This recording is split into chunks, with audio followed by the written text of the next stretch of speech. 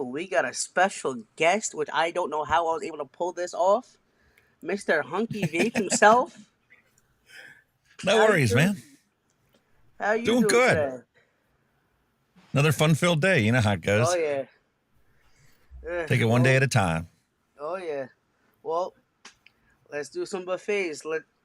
Mr. Hunky, let's get it started off with you. What are we vaping on today? Well, I'm still working on my retro vape here. We got Ooh, this old Vaporesso mod with a beautiful tank on top, and that right there is filled up with this lovely Frusion Juice Company Sweet Apple Sugar Baby. ooh. And then I'm still chugging along on my favorite from Mike Vapes, the big massive tank there that I had to fix before it actually gave me what I wanted. And Ooh, inside there, I have it filled with my DIY Live Laugh toaster bath. ooh. It's blue raspberry cotton candy with strawberries and cherries added. Oof. Mr. Devin, what are we vaping on? Thank you. Hello. Well, got the old Blaze Dual RDA from Mr. Mike Vapes with the Boxer BF Squonk DNA 75C. With some DIY strawberry bubblegum. Thank you. There you go. Brian? Me, I've got the UL Crown X, and I've got my own DIY blueberry vanilla swirl custard, and I've got the Aspire Raga with the Raga pod in it with the AF series coil that's 0.4 ohm. That thing's great for a $10 tank and the cheap coils. You can't beat it. So it's kind of nice to do. And I've got my own banana vanilla custard in there. In the Galax Nano Pod Ooh. from Freemax, I've got my own Kula gummy bears, and that's a 6 milligram on that one. Nice little pod system. And of course, last but not least, I've got the Vicious Ant Spade Mix Walker, and I've got my own mix of a blackberry white chocolate tart DIY juice in there. Oof. Hey, Wicked Vapor. Hello, what are we doing? What you vaping on, brother? Oh, the only thing I got in reach is just my guava with the blaze on top. I just got back from the store. Oof. There you go. Oh, what I'm vaping on, Who hasn't gone? I'm the only person that hasn't gone. Well, why don't you go? Sorry, I was late. I had trouble with the link. I'm vaping on my father's new Vicious Ant with the Tita X that has this bourbon barrel aged vanilla Oh, that sounds good. and the billet box with, of course, my new toy. I think Hunky Vapes might like this one. The Wick Alpha. Nice, yeah. And that has, and Alex, you might like this flavor because this might be up your alley. A butterscotch drizzled ice cream. Ooh, that does sound Oh, delicious. It that is. does. I had to kind of get used to it a little because butterscotch wasn't my favorite right then and there. It's going to be old. I got mine tore apart. Needs Ooh. good cleaning. Mine caught on Plus, fire. I wanted to see how you go about changing a button on it. Yeah, mine caught on fire. Ooh, that's not good. It was from the original one that Mike released. So mine and my father's caught on fire, and Mr. Brett Whitney, who's in chat, his also same thing happened to him too. Maybe that's why Thunderhead Creations is going by the wayside and Thunder Cloud is replacing them. That's what I'm thinking too. I said that last week to Dylan. I figured as much too. So they changed names of the company to limit liability. Oh yeah, that's what I was also thinking. But then also I know they had posted on Facebook about something. Someone got fired or whatever. So whoever's making purchases to that person, they're not gonna get anything from it. But the Thunderhead Creations social media is still posting like the Torin and things like that, which I don't know if Alex picked anything from Thunderhead Creations besides that Blaze Up. I got a bunch of stuff here, actually. This is the Torin.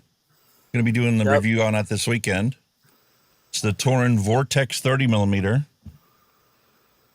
That's the only other new one I got. And then obviously I'm working right now on this Blaze Bridge Ooh, yeah, that's a in the nice bridge. I AIO. have one. It's Yeah, I it's a like the DNA Blaze board in Bridge. there, so you would think that it's not going to be able to, have the same Right. issues that their inherent boards would have, but you Right. never really know. I know I have 2 months out of the DNA 60 chips, which is the two that I posted for your hand checks for the show. That Heartbeat Slim and then the billet box.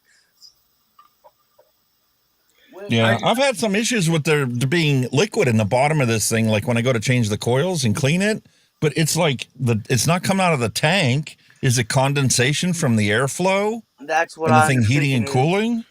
I'm assuming that's get a probably little what's going on. Yeah. I What get a happened, little Jim? compensation. No, The mine glass gets- isn't I leaking, get the a little- O-rings aren't. Yeah, that happens to me sometimes too. But I don't use it. I prefer my billet box and the Heartbeat Slim. Well, you got to remember they have a little rubber grommet that goes underneath the positive pin, so that should keep out liquid from going down further. Right, Should, but but not always will. right, but if you have that positive pin right raised up, there's still a chance for liquid to get through. Exactly. Like that. Which Yeah, I was I think- surprised to find that out. This is an adjustable pin inside here. That Allen key that you use to take off the cover also lets you adjust the height of this pin. Yeah, which I'll go with the battery and which I think was a little kind of like a faulty design in a way. There's only so many ways you can skin a cat, so it's like Right. You got a point there. double up the O-rings, or I don't know. My Yeah, Sunbox B5, I have the 3D printed one with a die coach chip. It does the same thing, but I raised the pin just to make contact with the ESG Skynet bridge, and I was getting a lot of liquid down in there. Luckily, the board is coated, so I had to tear that apart once and just take a couple of Q-tips and really wipe it out. Yeah, that's what happened with my father's mod too, because he just got it. I put it together last night.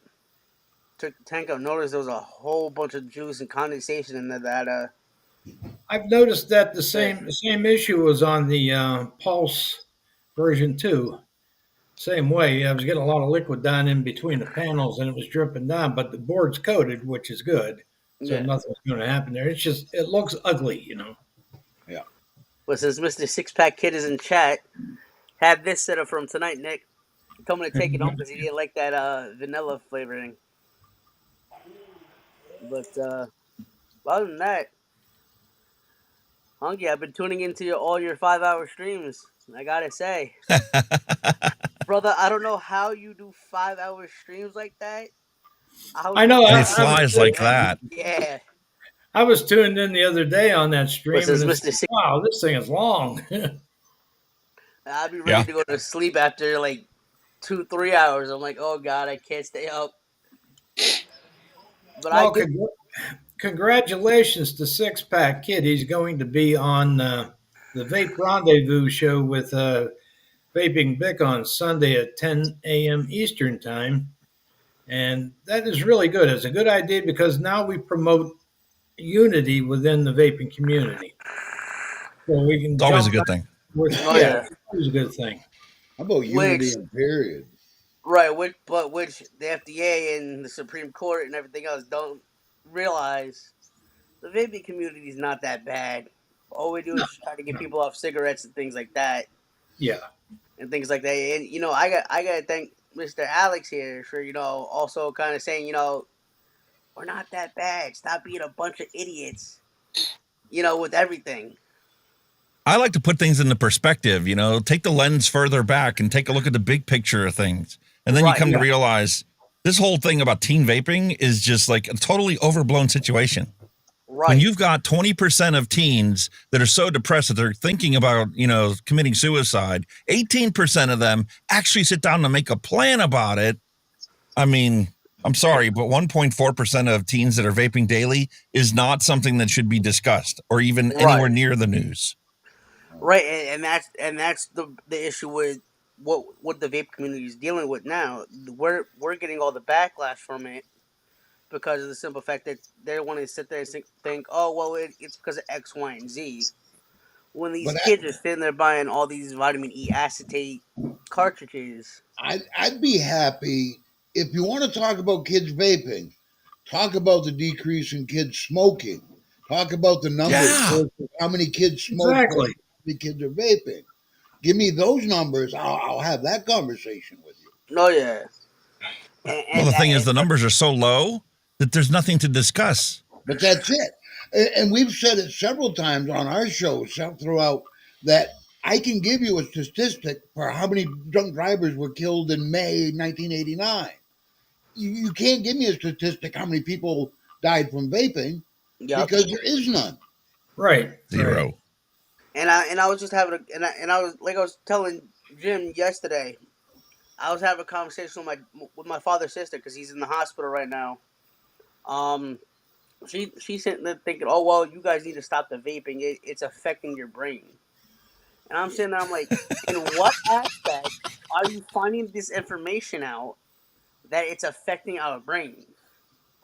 I Because say, that's what's on the commercials. yep. You And can't watch any streaming channel without that one. It affects your brain. Now they're saying it gives you wrinkles and zits. Oh yeah.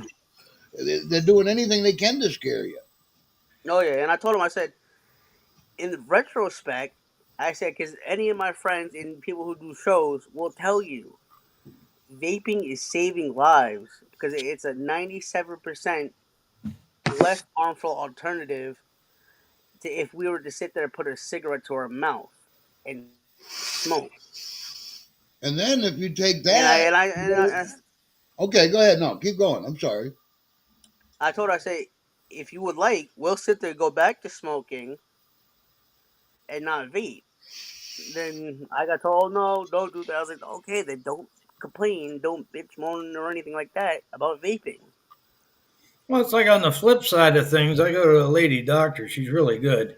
And she actually promotes vaping at her office because I told her that's what I did to use to get off of the cigarettes. So now she is hell bent on telling everybody who smokes to try vaping, which is great, you know. And I think more doctors ought to do that on a voluntary basis, not because they believe in it, only because the facts show that harm reduction is there. Yeah, You can't deny it. somebody's pressuring them. Because when I started going to the VA hospital, my doctor there at the VA was just like yours, all for it. Hey, it got you off cigarettes, great. You know, your lungs are clear, everything's great. But as the months went on and the Biden administration took off, I'm not saying it had anything to do with the Biden administration, but it was that time that all of a sudden vaping's no longer good for me. I have to quit. You know, call a helpline, get the patches. What? You know, it was almost, you know, it was night and day difference. Oh, yeah. Yep. So they're getting pressure from somewhere to, you know, not. Big Pharma. Well, Yep. you know what? Half I know. of We all- just get them to Half know. of all the medical schools funding comes from Big Pharma. Yes, it does. 80% of their education in med school is pharmacology, learning Yeah. about drugs, interaction of drugs, what drugs do what to your body, and you know what side effects do they cause, and what other drugs you got to give for that prescription in order for them to mitigate the side effects you just gave them. Yeah. Right. Right.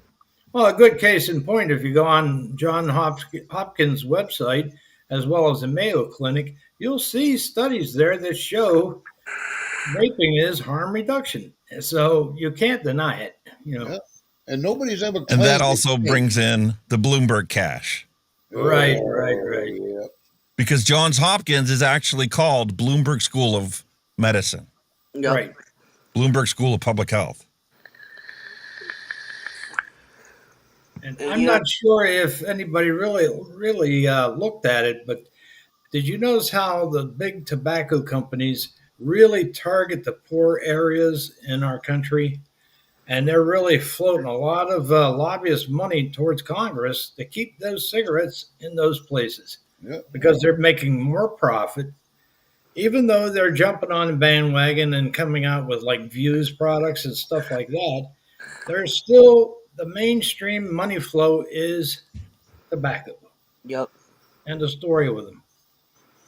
Yeah. And you know, and go back to what Jim was saying about the patches and the gum. That only works for what, maybe like a day to 2 days before people start going back to cigarettes.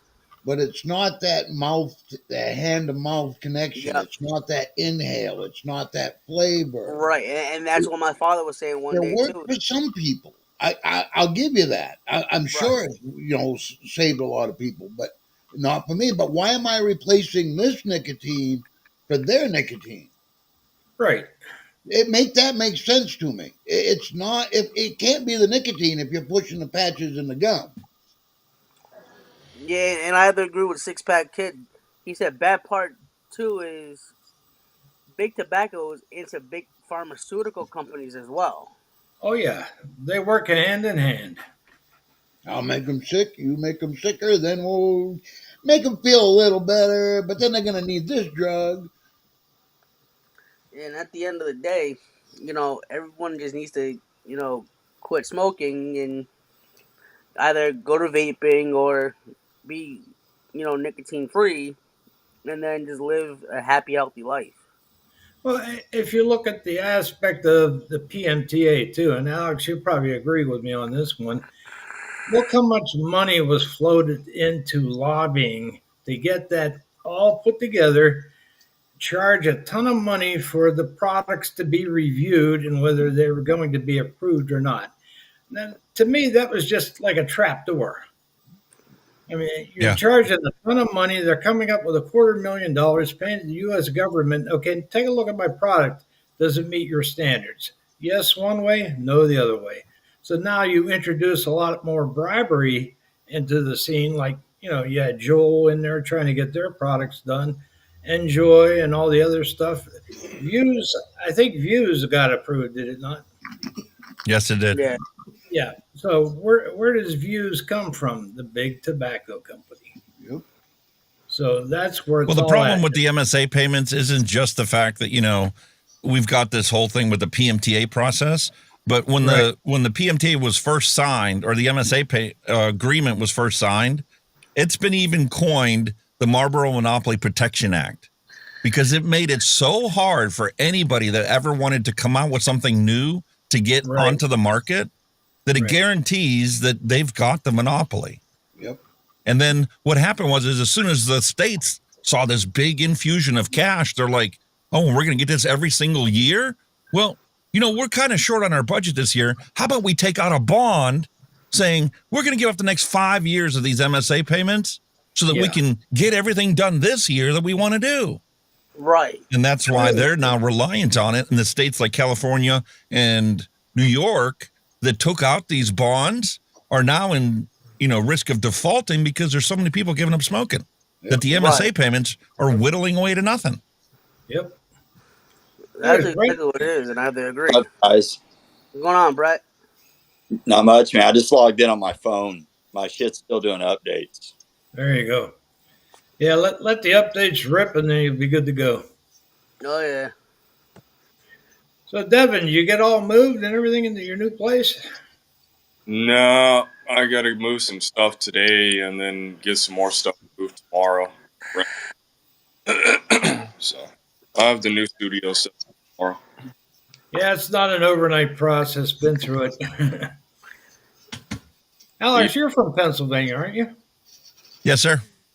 Yeah, that's where I used to live. I moved down to West Virginia 3 years ago. And I noticed up there they got that 40% tax. And that's killing 40% wholesale tax. It kills it. I mean, you can order this dripper from China for like $18. If you want to buy this in a store around here, $45. Yeah. I think Alex is the only person. I think Alex is the only reviewer that's like close to where I am. See, I'm originally from the Cleveland area. In Cleveland, in Ohio, it's completely different. In Ohio, they don't charge you for like the hardware. There's no extra tax on the hardware. They charge you on the e-liquid. Yep. It's 10 cents per milliliter tax in Ohio for liquid that contains nicotine. So naturally, the vape shops are like, man, we're not going to charge an extra $12 for a 120 ml bottle. How about we'll sell you this bottle? It's 0 milligram, but Because we know that you need your nicotine. Well,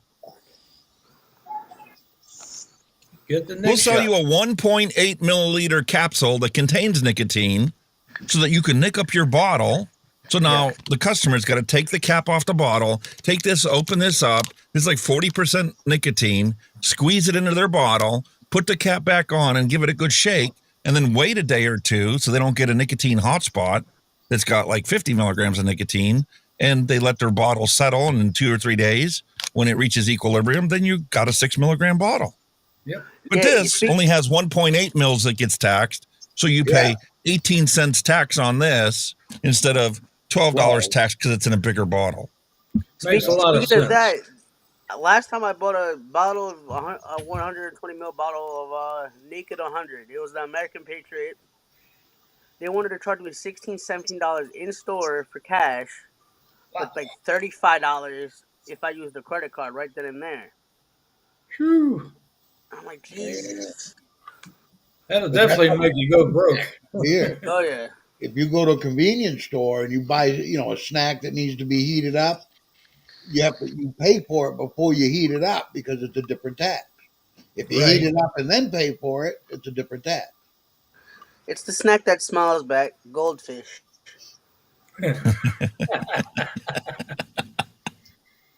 Greg D, you shut your mouth, sir. I know Mr. How we Vapor doing, Pig is Greg? going to be in the chat soon. What's up, man? Such a friendly environment. How you doing, bro? Good, man. Taking it.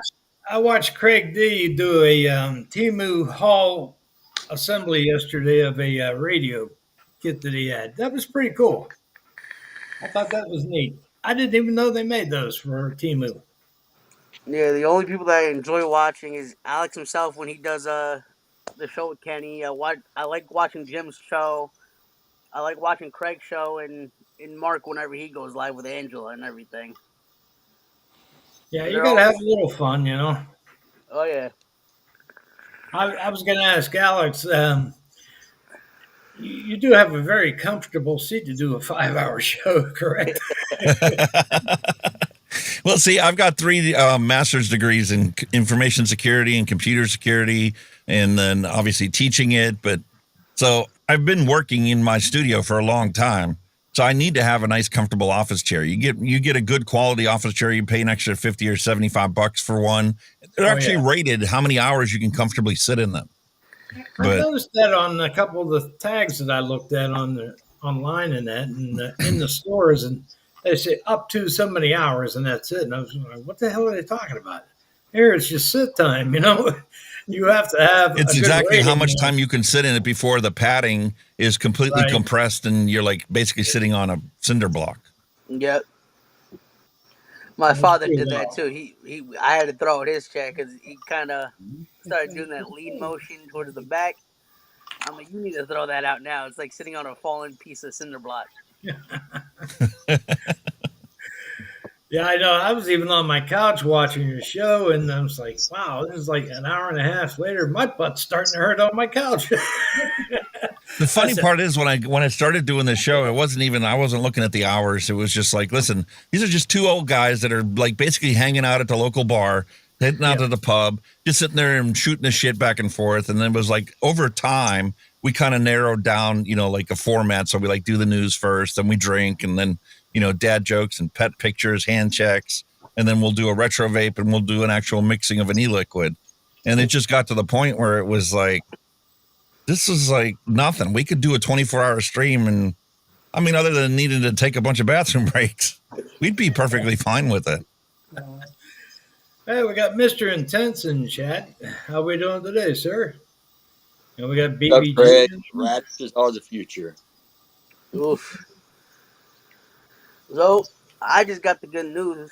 My father is going to be discharged today Today, from cool. the hospital, but he's going into rehab. They got to find a room available first. Did Yeah, they? they got As, to make sure he's watched very closely. I mean, that's what they're going to have to do. Because they're Dylan, going to have to. did they do that other test on him? Yeah, it was a sonogram. Oh, okay. So it looks like it came back. I think it came back negative or whatever. he says he came back negative. The doctors haven't spoken to me about it or anything like that. So I have to wait at least until I find out about that. So, but at least he's doing a lot better than expected, which is a good thing. Yeah. Yeah. We're all pulling for him, Dylan. That's for sure. But he did come into Chuck's Zoom room last night. Was he on his phone? Yeah, he was on his phone, but he let his phone die and everything this morning. Well, I'm hoping he gets better because I'm closest to you, and I don't want to have to take you in. Yeah. Hey, listen, you love me. That doesn't mean I want to take you in. Wow, Jim.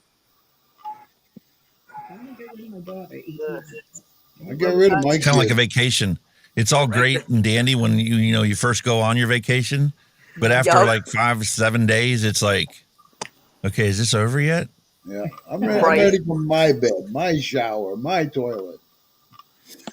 But on the topic of vaping, like I was telling Six Pack Kid, this alpha is pretty amazing with the flavor and everything. I was able to wake with a little bit more cotton than I needed, but it was still able to be wicked, juiced up. Everything. Have not got a burnt hit yet. There you go. Alex, you do your own DIY too, right, Alex? Oh yeah. Yeah, that's good. I think all of us here do, So you got a good setup there. With the exception of me, since I haven't done anything yet with it. My Yeah, wife sometimes questions it. She's like, we made the agreement when we quit smoking that whatever we were going to spend on smoking, we get to spend on vaping now. Yeah, So, well, it's a lot cheaper to vape than it is to smoke. And that money tends to like sit there and build up, and we've used it before, like, catch up on utilities and whatever, if you ever get behind. But ultimately it comes down to the fact that, hey man, I can make a bottle of e-liquid for like $3. Right. I just need to place some more flavor orders. So you spend $50 instead of buying a carton of cigarettes, you place an order for a bunch of new flavors. And then next thing you know, you get another $50, I can flavors vape added to it. And 5 years later, you're up to 750 and still growing. Yeah. Yeah, that's what my father and I first ordered with our good friend Stevie Marquez. I had to get like the 500 ml bottles of juice just to be on the safe side. I was like, I don't want to go out of juice. When I My first got biggest started with problem- DIY, my first order was from Liquid Barn because they had a starter kit at the time. You got a scale, you got the 10 different flavors you get to pick from, and yada, yada. Well, once I got my all-day vape, that blue raspberry, I would order a full 500 milliliter bottle of that blue raspberry flavoring because that's pretty much all I made. Yeah. And I would experiment. This time I would add strawberry to it. Next time I would add grape to it and just see what it does to the thing. And it just got to the point where I was like, listen, now I've got so many recipes that I truly love. I don't need to place a 500 ml bottle anymore. I mean, the 60 ml bottles, I don't even replace most of the time with full 60 ml bottles because 30 is more than enough for you to get what you want. Yeah, that's what I was gonna do. Is I ordered a bunch of 30 bottles. I have a couple 60 milliliter bottles, but I barely use them. I like the 30s because just in case you mix something that's so, you still want to vape it because you don't want to throw it away. Yeah, So but you're not losing a whole lot. you don't have to suffer through as much. Yeah. Yep. Right. Alex, Well, Jim- I started on that same set kit from Liquid Barn years ago, like 10 years ago. Now I passed on the Liquid Barn and I went to Vape Wild. That was my first kit. I used to love the Vape Wild liquids. Yeah. And it was I funny like- because I remember watching a YouTube video and they said, we're never going to go anywhere. And then they got the announcement, after the PMTAs, they're like, we're shutting down. I'm like, Yeah. thanks. I thought you said you weren't going anywhere.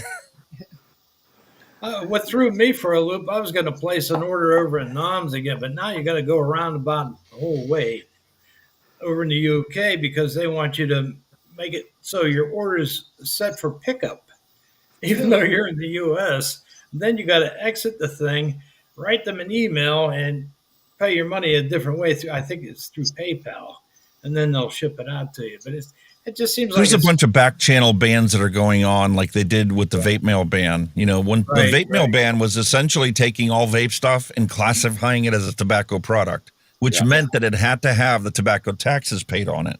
Yep. So credit card companies banned all vape transactions from China. And then they started doing the same thing that Noms is doing, where you do side chain deals where you place your order, you create a cart, and then you email them and tell them, you know, what you have in your cart. And then you can complete your transaction as a personal payment between two people. So it has nothing to do with vaping whatsoever. You get to fulfill your order, and it circumvents this whole ban situation. Well, I know when I ordered this from Vicious Ant, I ordered the polished Altum Duke 2 as well at the same time. Well, of course, I was a little bit underneath the $1,000 mark for free shipping, but I had to go through PayPal, friends and family, just to get the stuff. And it was kind of weird, you know. It's just, but here's the thing. Once Brett told me Vicious Ant closed down, we were like, damn. Because my father did saw a newer mod that they had just released, but they weren't posting it on their website. They were posting it on like Vapor DNA and things like that. And it's the same thing with Billabox, because it looks like they just closed their doors because they said in a post that they were taking a break. But Well, they saying may that be actually gearing up with something different in the way of a project, too. Like I said, they could have used the Delrin block with all the dies and that they've got for cutting and their machinery. They've got everything in place, so their dies will actually last longer, the cutting tips, because you're going into Delrin instead of aluminum and different metals. right. So they may be gearing up with something different. I hope so. Because Yeah, it'd be kinda neat. I mean, Brian, it's like with what you and I would talk about privately. You know, they were doing the same thing. They did the same thing with Cthulhu. Yeah. They made that Delrin Cthulhu. I think it was the V1 that they did, and then they made the Cthulhu V1 Hirano Designs, and I just found out they made a white Delrin of the V2. No kidding. I noticed Alex got the same little reference mod from Evolve that I got. I think it cost me $75 when I bought it. Yep. 75 Yep. bucks. Best 75 bucks I ever Yep. spent. They said it was going to be the most ugly mod I ever owned, and I disagree with it. I love it. It's pure simplicity. Well, you know what I did on mine, Alex? I took a little jeweler's rouge and I rubbed it out real nice so it shined it up a little bit. Looks pretty good. Yeah. Yeah. Can't beat it. Because I know when I was on their site, I was going to try to order a DNA 60 board on a project that I was working on, but they were out of stock, and I seen that. So, well, I'm going to scoop one while they got them. You know, why not? Perfect. I think you could take the back off of there, and that's nothing more than a 18650 that's sitting in there. I haven't taken Yeah, it and it's apart. soldered in there. I actually had to send mine back and RMA it because the charge circuit in there went bad. I had it plugged in and it wouldn't charge. I took the battery out of here, disconnected it when I mailed it back to them because it's like, you know, you don't want the thing to go in a thermal runaway if it's, shorts itself out. And I wasn't sure how the board had gone bad. I could see that the chip was fried, but I didn't know whether it was fried into a short condition or in an open condition. Right. Yeah. And they were all good about it. They, they'd sent it back to me, brand new battery in there, and did a software update while they had it. It was awesome. Now the battery, did they solder it in, or is it just slipped into a? It's soldered in. Yeah, that's what I figured. Yeah. It's easy enough to put one in, no big deal. Yeah, Yeah, just got to make sure you have a soldering iron that's heavy duty enough to go a really quick, heat and solder it, because you don't want that battery to get too hot. Yeah. That's what happened with my blades. Thunderhead sent me a new chip. Told them my thing wasn't closing. They wanted me to spend $300 just to send it all the way back to China. And they were like, "Oh well, I guess that's the cheapest alternative, just to send it back." I said, "Fuck you! I'm not spending $300 just to ship it back to China."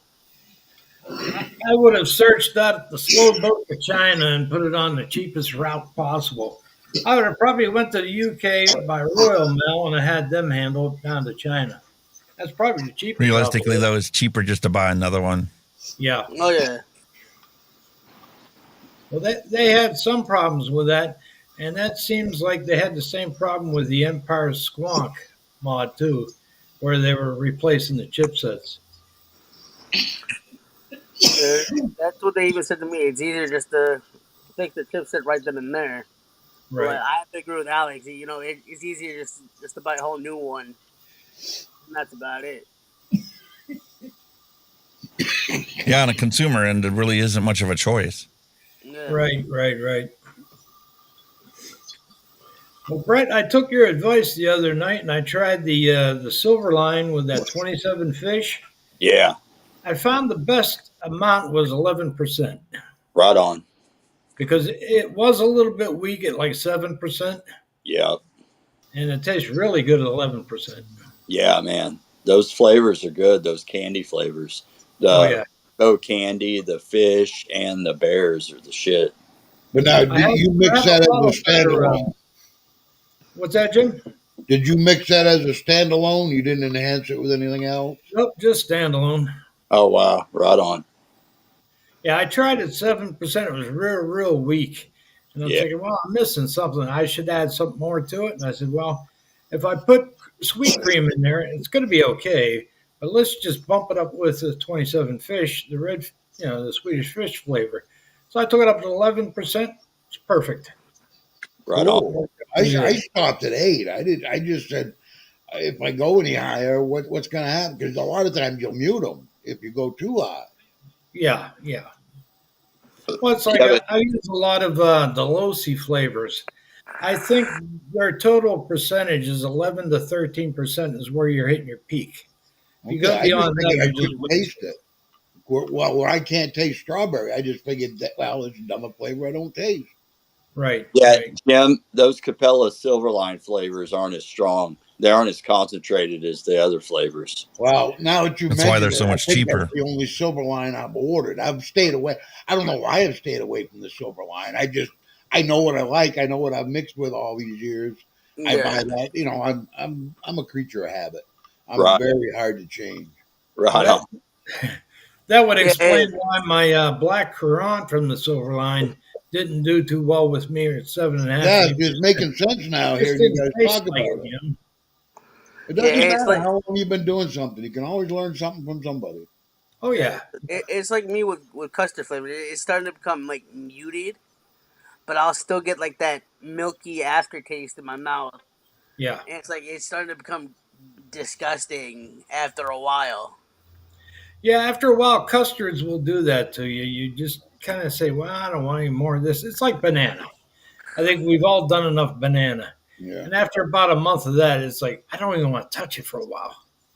Yep. You Yep. just need something different. Yeah, some of those Silverline flavors you can't crank up real high, but Right. like the cereal and the fucking the candies you can.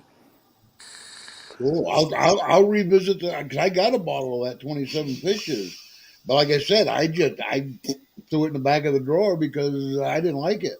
But I stopped at 8% because I was always a 5 to 7% guy. If you Right. can't, you know, if The it weaker doesn't make flavorings, you can definitely push them up to like even 15%. And even some of the that's stronger very flavorings like SSA whipped cream, you can push that Oh, at yeah. 15% and you'll actually get a whipped cream on the shake. Right. No shit. It's one of the few I creams think- I've ever come across. You can actually taste it on the shake. I'm nowhere near in the caliber like Brett or Stevie, probably you guys. I'm not that quite familiar with you, but I'm not that adventurous. So I do what I know, and I really don't try to venture out because when I first started mixing, I got so discouraged because you're looking at it and you go, and it's a recipe. Damn, how hard can it be? Well, there's a lot of little nuances to it, you know. Well, There Alex, is, but that's the reason I went out to Amazon. I bought these little 15 mil bottles, and Yeah. that's what I do every single week. I do a random recipe that, you know, whoever mixed it up, I don't even care whether they're experienced or not experienced, just to taste it and to learn some of these new flavorings. And Right. like I picked up, I think it was like 25 bottles like this. There were 15 mil bottles, and it was like $11 on Amazon. So I mix them up like this. If they're good, I'll mix a 30 or a 60 mil bottle of it. If it's not, I have no problems dumping 10 mils of liquid. What am I out? Exactly. A couple drops of this, That's a what couple I do. drops of that, and that's it. My test batches, I like 15 mil because 10 mil sometimes you're coming down to half a drop. It's so hard to get the Accurate. exact concentration Oh, yeah. right. Well, it's like this one. This is using a Nom's whiskey in there with a couple other little flavors, but I only mixed 10 just in case it bombed, and I'm not out much. Yeah, like Toss Hunky it down the said, drain. I don't mind dumping 10 mils. It doesn't hurt the heart quite as bad. You know, my wallet doesn't pinch me. Right. Yeah, No, at 15 mils, you're out maximum $1. Yeah. But I feel It's not bad even for worth the it. people that want to get into it but doesn't have the resource. I consider myself lucky. I have you guys. I have an issue. You know, I don't know what to do here. Brett, what's going on? And poor Brett, I mean, it's like a doctor or a lawyer. You got to be getting sick and tired of answering questions. Oh, you mix? Well, let me ask you this, you know? Well, we're all here to help everybody, you Yeah, know. but that's it. But we have that resource. We have this community. But there are people out there don't know where to start, don't know where to turn. Who do I ask? I've been mixing for a little over a year, and that's why I asked Brett's opinion on the Silverline stuff because I've never used it before. Yeah, well, same here. And I just learned Well, something today. I've been mixing for 6 years, and I just learned something else today. And Devin's just getting into it, and he's doing a pretty good job. Yeah, for sure. Devin, you were using what, the one shot? Yeah, I'm using one shots. But that's how it starts. Working out And pretty good for you. you'll branch out. You'll go, well, I could try that. What the hell? Because if you're anything like me, when you're on I shop in Bull City, and it's just page after, oh my shit, that sounds good. Oh wow, that sounds. And before you know it, you got 30 bottles in your cart. Yeah, they're only 10 mil bottles, 15 mil bottles, but that adds up. Yeah. Oh, yeah. And then you got drawers full of flavors you never revisit, you know? Well, Yeah. well, look at Alex's setup with the bottles behind him. That's a lot of bottles. Yeah. Nail polish racks. That's what they're all sitting in. And you can come 8-tier up nail with polish really racks. 96 per rack. You know, anytime I show people my collection of vape gear that's on that shelf over there, I get told, what the fuck? Why do you need all this vape gear and whatever else?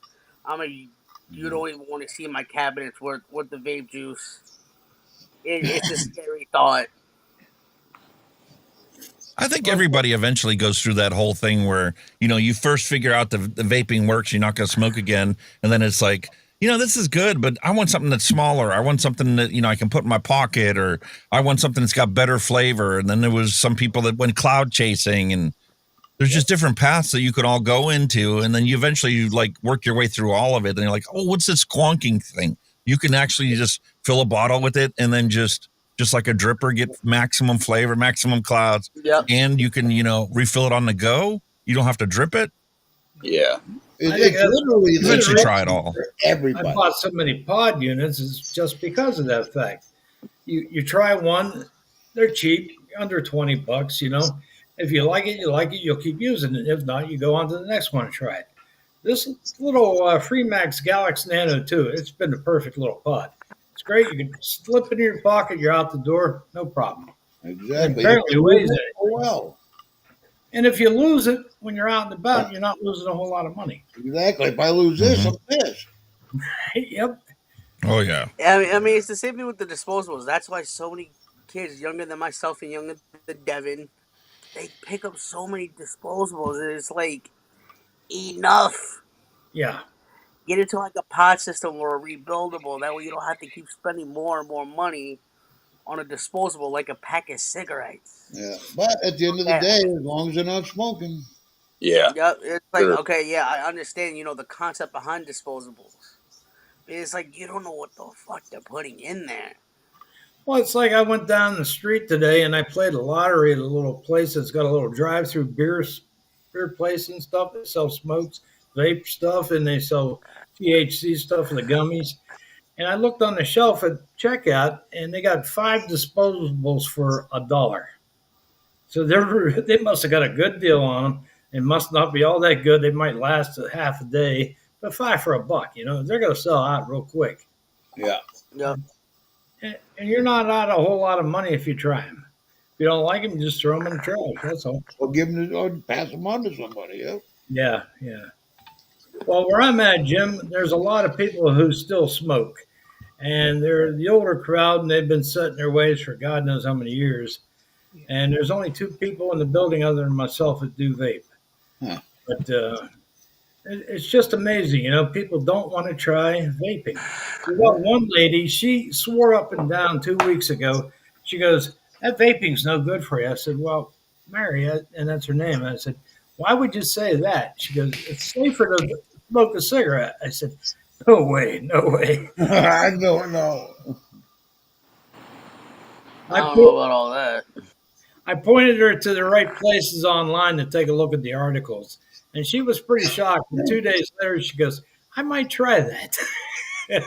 But I've heard that my from a lot. my rebuttal to people like that is, look, you don't have to believe the science. You don't have to believe one side or the other. Exactly. You gotta look at me and take my word for what it did for me. I Right. know, Right. I don't care what the science says.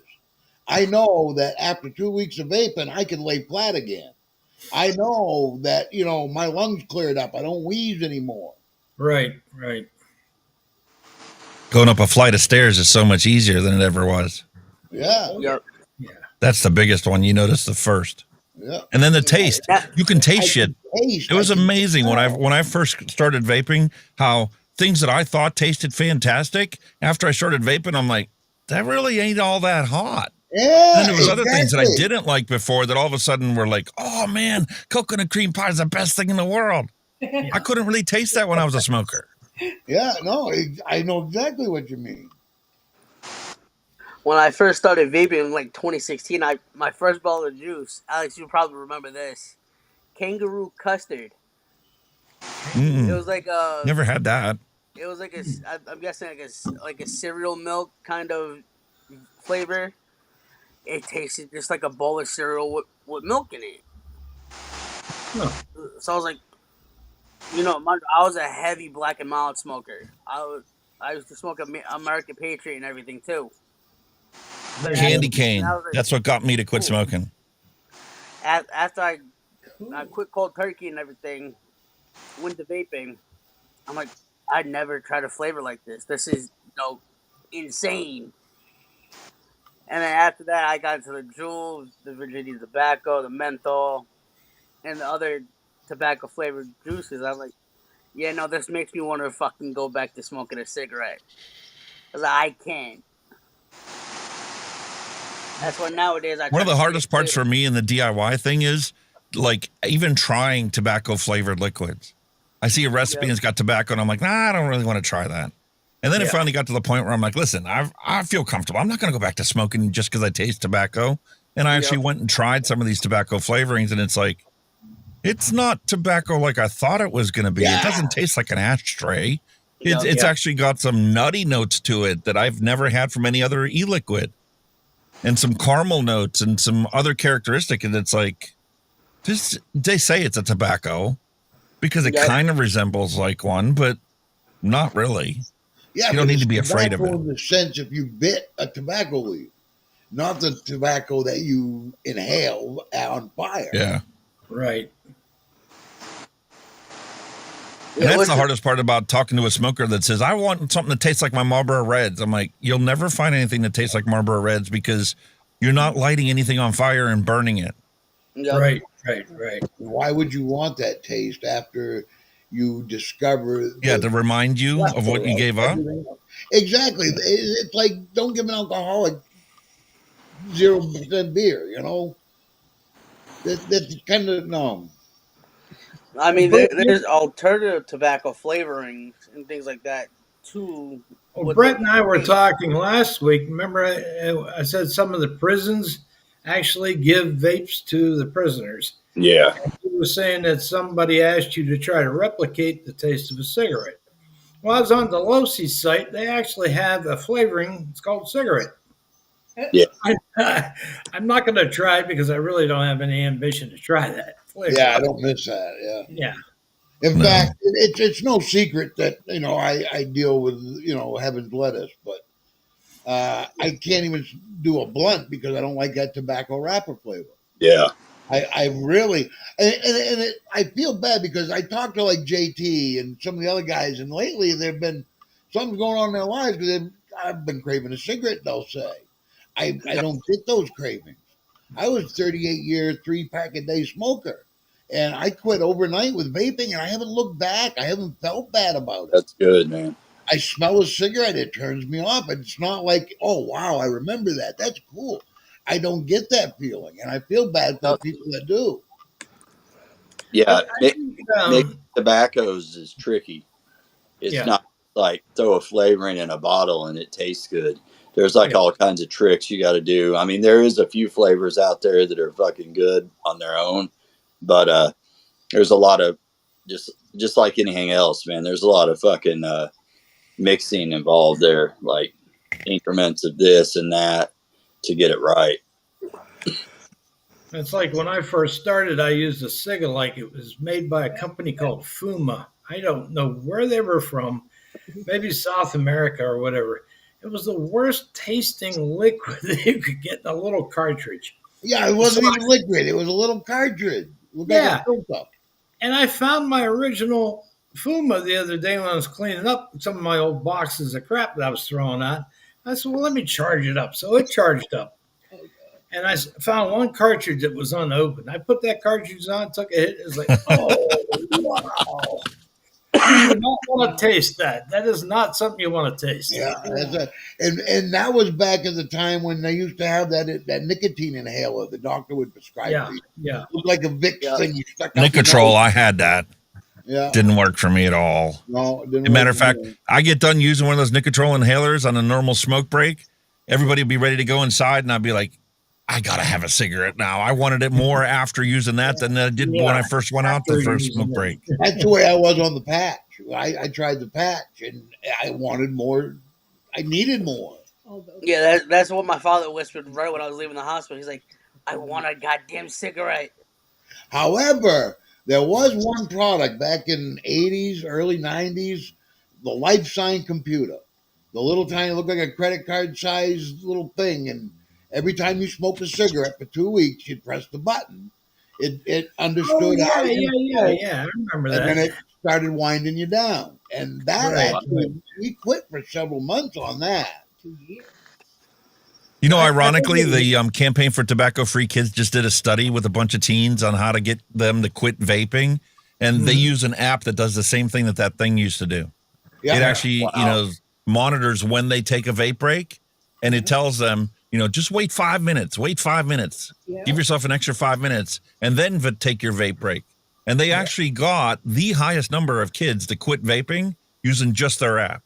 No And now they're kidding. out there talking about, well, wait a But now minute. I thought you told me that it's just as bad as smoking. And now you're telling me that you have an 80% success rate on an app? That's all the people need to quit vaping? You had never had an app that got people to quit smoking. No. Right. Yeah, I don't remember that old computer thing you're talking about, Jim. Yeah, it was called Life Sign. Wow. Yeah. I know where I'm at. These things are real big. You get the little pouches. They're big here. Yeah. I had jury duty, so I bought one of the coffee flavored Zines and took it down there. Oh, Yeah, Anybody need to go out for a smoke break? No. Right on. someone sent me one of those pouches where you have to put your own juice on it. So I'll let that sit. If I'm going to somebody's house, I'll just pop one, and I'm like, yeah, okay, good. I got my nicotine fixed. I don't need to go outside. Leave me alone. We've all come such a long way. Oh yeah. These pouches, they're really, really great because a lot of times, since I've tried to bring myself down from 6 to 3 on my juice, because my doctor said to do that because I got to get a stent put in, she said, cut back a little bit on the nicotine. I said, I can do that, no big deal. But every once in a while, I get that urge to get a little bit more of a jolt. So I'll pop one of these in and still vape at the same time. And after one of those, after an hour, I'm good. It's no big deal. Now, what's the lowest strength you can get that in? I believe they make the lowest one is 3, Jim. Yeah. Oh, okay, that ain't bad then. I've never tried one. I used to chew tobacco in the day when I was in the service, but Oh, yeah. I want I to used get to Tucker use, Carlson's Alp, I think is his brand.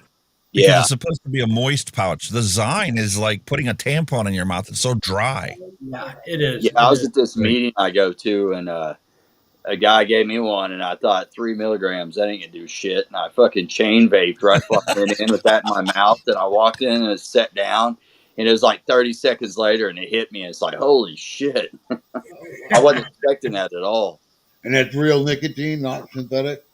I'm sure this was synthetic. There's different ones out there, but yeah, the Zines are real. Yeah. Oh, They're it is, freebase. it is real nicotine? The Zines are freebase, yeah. Oh, I shit. know, Right on. Yeah, it was a Zine. BVG said those pouches burn my gums. He's correct on that. Some of them will. It depends Yeah. on the brand that you're using. Now, I don't know about design ones, but I know these, the Zone, they do have a little I bit got of a this. sting.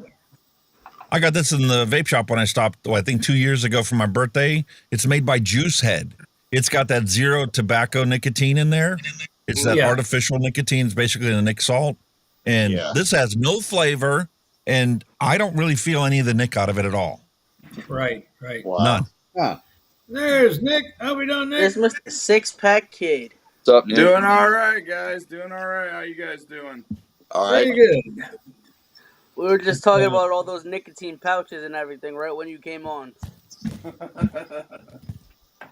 I thought it was interesting. Alex got the Zine, the coffee flavor. I've been looking for that around here for a long time, and nobody's got it. That sounds good. I Gas didn't know it stations. had a coffee flavor. And I was trying to find out where they would carry the Zine ones that had the coffee flavor. Well, the place I went to play the lottery today, they carry that brand, but they don't carry the coffee. For whatever reason, I guess they figured it's not going to sell. But I would love to get the coffee flavor. Yeah, speaking of tobaccos, you guys were on tobaccos a few minutes ago, but I love that simulation by Stevie. There you go. Yeah, it was I good, but I Yeah, that- seem to have lost my taste for tobacco. It was good, but I don't think I'd order it again. Not me. Really?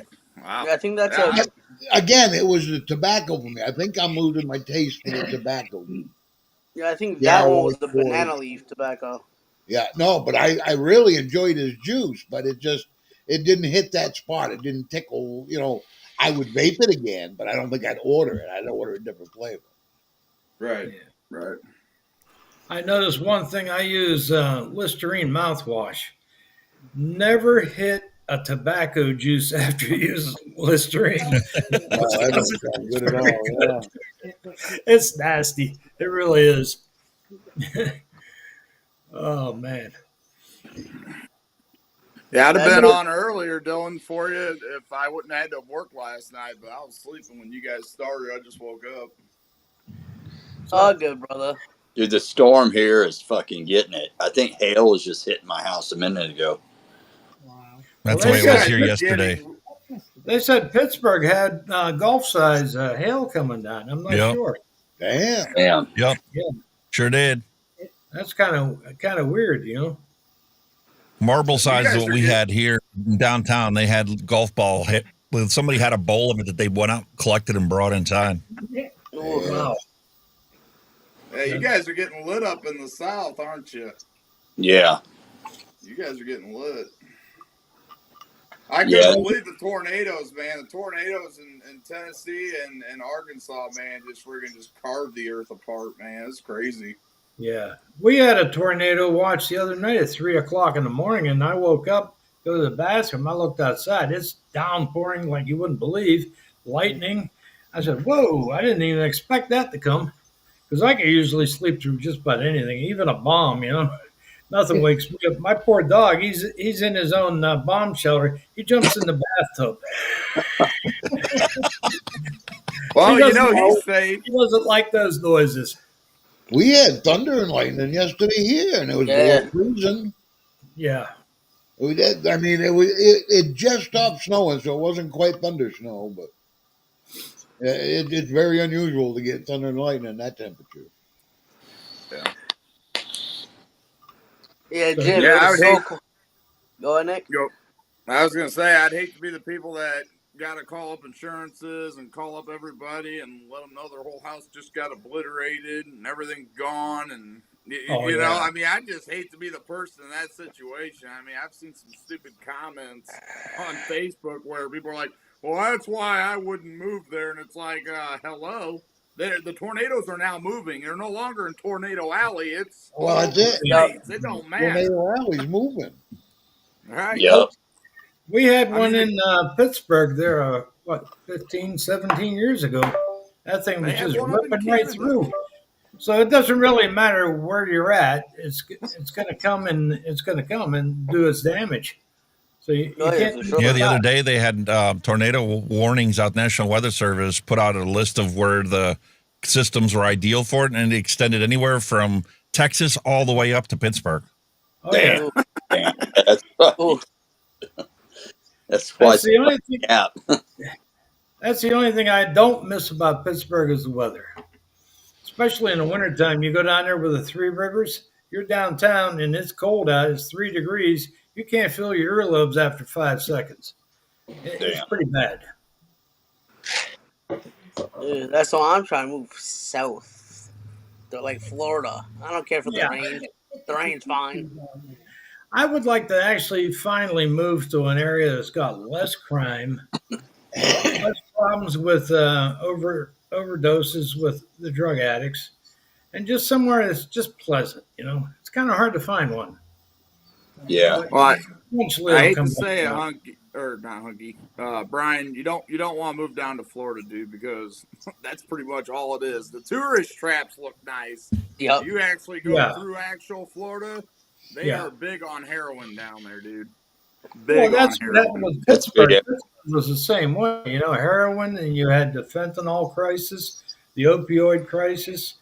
I just got so tired of it, and my brother lost his life over it because somebody stole script pads out of his doctor's office and they ended up killing him. And just senseless act of violence for no reason, Yep.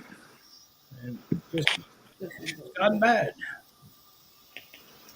And I know a lot of the companies in Pittsburgh, they call it an open air drug environment. You can go downtown in the middle of the daytime and just watch money changing hands. Yep. Yep. Who wants At to this live point, in a it's place like that? at this point, it's like, what's this world coming to? Nonstop drugs, nonstop violence. Yeah. Now it's just And the taking thing is, on. it's been banned our entire lives. The only reason you've got so many people, 108,000 people last year died from drug overdoses in the United States. And the only reason that those people overdosed is because they couldn't go to a pharmacy to get whatever they wanted. They couldn't go to a Right. pharmacy to get the heroin or the cocaine that they know what the dosage is. They took something that the drug dealer had like cut back down, and they had some drywall, and then had to add some fentanyl in it so that you still get the effect of the thing, even though you're not actually snorting coke anymore. You're doing fentanyl and drywall mix. Yeah, it's all filler. Yeah. Yeah. Well, and then And Hunky, vaping what is gets, going to be down the same path unless they reverse course. Yeah, anything they ban. Look what prohibition did to alcohol. How many people went blind from bathtub gin, or Yeah. Yeah. anytime We you just got talked about it on the news last week in the Philippines. There was one guy that was making $85,000 every single day, and they were selling vapes, nicotine vapes, but they put some kind of shit inside here so people could get high doing their vape. Wow. Yeah. Yeah. It's fucked up. Look at the street weed that's been out there. And if somebody's Spice. smoking a joint, I couldn't care less. But what I worry about is innocent people buying it on the street that might, like Brett said, spike with fentanyl or whatever else. Exactly. And That's then why not legalization is the best thing you can do. Yeah. Everything I get now is tested. Everything I get now is certified. And Right, everything I right. get now is 100% legal. I don't have to worry about what's You do going to like happen. Portugal. If they legalized it all and taxed it, they could give health care for everybody in the country on the taxes from the drug sales. Exactly. You got to Yeah, prove you have a that's- job, a stable income, in the whole 9 yards to get your drugs, and go use it as much as you want. But as Yeah, soon as it you all lose your comes job, down guess to- what? You're going now into rehab because you no longer have control over your drugs. They have control over you. Right. Yeah, I just found out. I think it was yesterday or the day before. One of the weed stores that was right across the street from the hospital, they had a for rent sign on it, and they had a for lease sign on the windows. On top of it, they also had like this like brown paper, like what they use for like painting or whatever. They had that covering the windows too. So they're cutting down on all those stores too for that. Well, so many popped up. I mean, only the strong are going to survive. It's like Dunkin' Donuts. Everywhere you go up here, there's one on every corner, but only the strong ones survive. Yep. Exactly. Now, Hunky, I would have to agree with you to a certain degree, but I'd also have to disagree with you on the statement of, well, if you legalized it, all that tax revenue, well, we have casinos around here, and there's actually 3 of them. They also got casinos out in Vegas. So, I mean, we know we're rolling in the money here. And the whole agreement was they were going to help out the school systems and the local community. Yeah. Well, Greedy politicians are fucking taking care of their buddies and new contracts and not actually spending on what they say they're going to spend it on. Yep. Right. I mean, when That's I'm about it. riding down the road on my Harley, dude, and I see a pothole this damn big, come on now. Where's Yeah. that tax? That's the money? same here, dude. Yeah, same here. They legalized. Oh, it's going to bring so much revenue to the state. Yeah, okay. Oh, Pennsylvania went through that too. And Hunky, you know this. Pennsylvania, they always promise the casinos are going to bring enough money. We're going to recover the road. We're going to make sure this is done, that's done. Yep. Nothing happened. Not a thing. Nothing happened. Well, then Nothing changed. what's fucked up is you got it's the same way with drugs. You got these people, you know, where you go to a casino or you're doing heroin, and you got these people that are 1-800-bets off, or you got a methadone clinic, and it's like, well, 1-800-bets off, you just cancel them. You know you're screwing up their lives, but you just rather have them keep screwing up their life. You don't give a shit about those people. Just No, like the yeah. methadone clinic. You got so much technology now. You mean to tell me that there's not a way that you could actually just shut that shit off like bam? Like you could literally just shut the body down and get it off the drug. If you really want to, you probably could. Because, I mean, that's like the guy that was diagnosed with AIDS that looks healthy as a horse now. Well, he got some sort of drug out of the Amazon or some shit to cure his problem. But it's not Yep. open for general population. Nah, because Big Pharma's got to rake in their cash. That's Right. it. Right. I predict within the next 10 years, you're going to be able to go on to Amazon and buy your weed from there. Have it delivered as long as you got a card.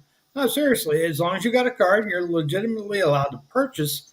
They'll get in touch with all the Ohio legalized it for recreational purposes. Pizza shops have literally rebranded themselves as baked, not because, oh, look at our baked pizza. No, because you can get baked by eating their pizza. Exactly. That's how We- it is too. Medical We had a and lobster recreational out here in shack. New York. We had a famous lobster shack. They got shut down because they made it legal for medical, and recreational was in the works. Well, they went ahead and they would soak their lobsters in a THC CBD water to relax them. I don't know what it did to the meat, but they got caught soaking, relaxing them, getting the lobsters high essentially, and then they would cook them. There was some vape shop here just last month that got into the newspaper because the DA caught on to the fact that they were selling weed out of their vape shop. No kidding. Oh, Yep. And it's like, sorry, it's not legal for recreational purposes in Pennsylvania. So it's against the law for you to get selling this. And guess what? They shut them down and made a big stink about, having this vape shop selling cannabis. Damn. But that's the problem. Don't abuse it. All right, it's illegal. Don't do it. Don't do it. Fight your legislator. Change your laws. Then do it. I mean, because right now the big thing is, well, what about all these people that are in jail for marijuana? Now it's legal. But it was illegal when they did it. You knew it was illegal. yeah. That doesn't change. It doesn't change that it's legal now. Right. And you won't see their sentence commuted No. if they're I sitting in don't jail. agree with for- the marijuana laws because, again, I'm an advocate for it. But if it's illegal, it's illegal. Right. You've got to accept that. Right. Yes, I should be able to, but no, you can't. You're a grown up. Understand that. That's Well, why I I'm think- doing this channel. I had an opportunity when I first quit smoking with vaping to open up a shop. But then as soon as I did that, I mean, I couldn't even go to a vape shop around here to get my stuff anymore because the guy was closing because of all the regulations that were passed. I'm like, I need to advocate for the regulations to be right first before I commit any money into actually opening up a shop and selling this stuff. Right. But you said it right there. You need to be active in changing the laws. And that goes with everything else in politics. They're all so mad that, they want to get rid of the A word. They want to get rid of it.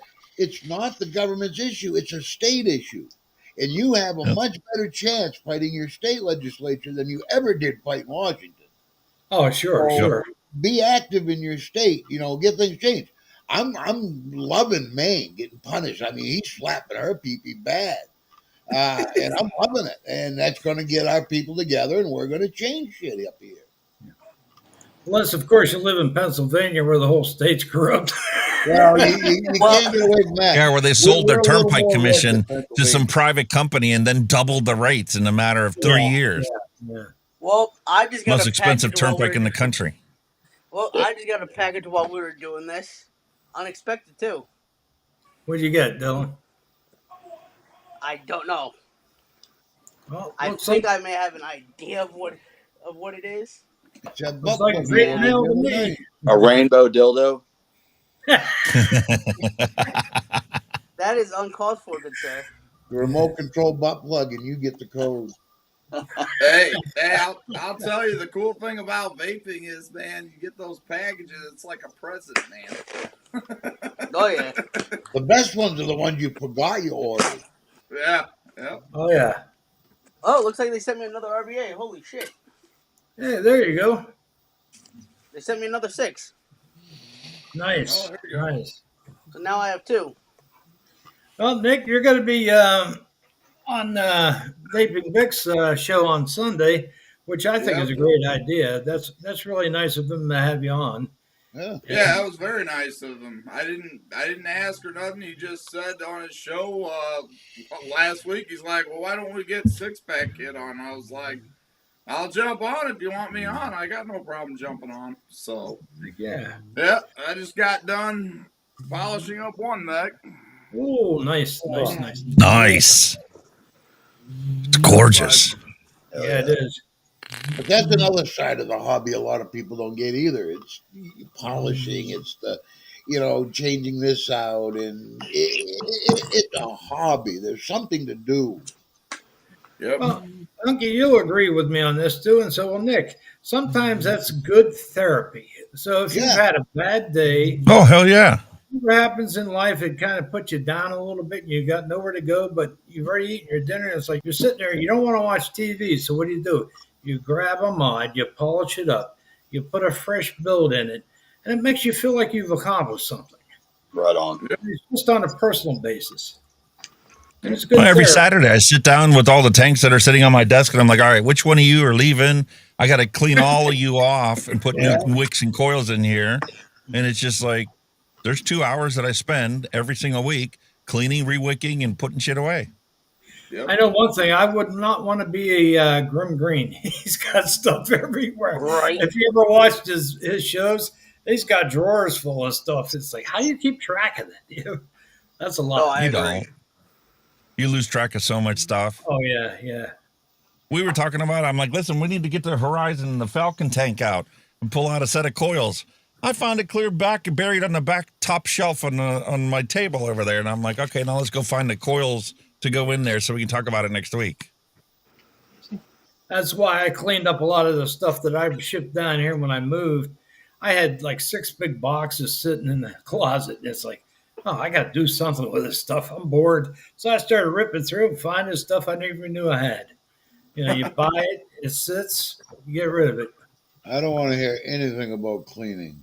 When George, God rest his soul, when George passed away, his wife and daughter-in-law called me up and said, we're going to pack up all this stuff. Can we send it to you? And you can distribute it to all the gang. 103 mods. Holy Every one of them with tanks on them, and every one of them had juice in them. oh shit. Oh. 103, and they, God love them, they didn't know to separate the tanks. So she wrapped every one of them in a baggie, bubble wrap, They were all covered in liquid. maybe 6 or 7 didn't, but every one of them. We were cleaning mods and tanks for weeks. That's where you get that bottle of 91% rubbing alcohol and a bunch of cloths. Right, Start Oh, like with- yeah. 4 bottles. Yeah. Oh God, yeah. But I mean, they meant well. They just didn't know to pull the tanks off. And, Right. but, The bad part about it is they were probably all tanks like that. They were probably all bottom airflow, so you know they're Well, gonna leak out. 90% of them were smoked. I mean, he loved to smoke mods and tanks. Yeah. But I only 2 mods got ruined out of the 103. well, that's not bad, actually. No, That's not bad. at all. Yeah, Not bad at all. and the man had how many bugs there, Jim? How many what? Bugs. Oh Christ! How many did I mail out? Alex, I think I got the same color you have, the black one. He had that. No, I shit. got 2 of them. Yeah, I got a black. Because I gave one to you, one to JT, one to Terry, one to. God, that man had so much shit. There you Oh, go. I sent out a lot of it. Yeah, but all his stuff was old stuff. He was old school vapor. He had, I know And prior to moving down to West Virginia from PA, I sold 114 mods that I had. I was not going to use them anymore.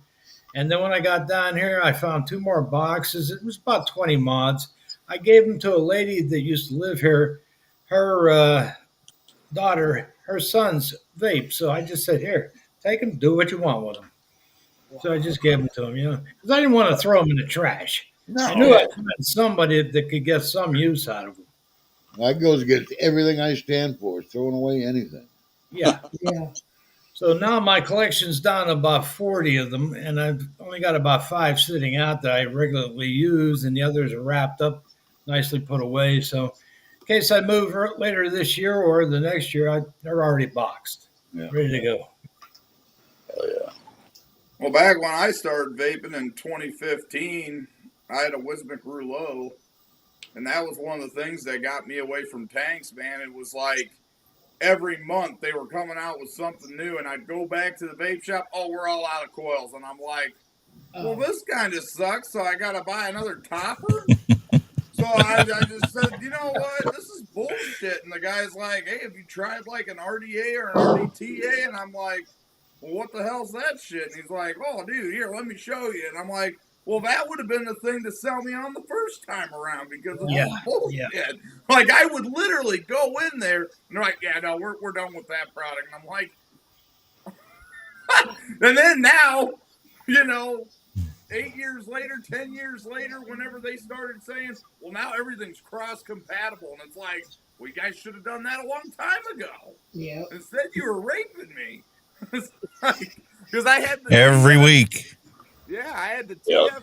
TFD4 from Smock, and then I had the TFV8, and then that was in the now for a few months. And then they came out with like either the 10 or it was the 12 or whatever. 12, yeah. Later on, it was like, you know what?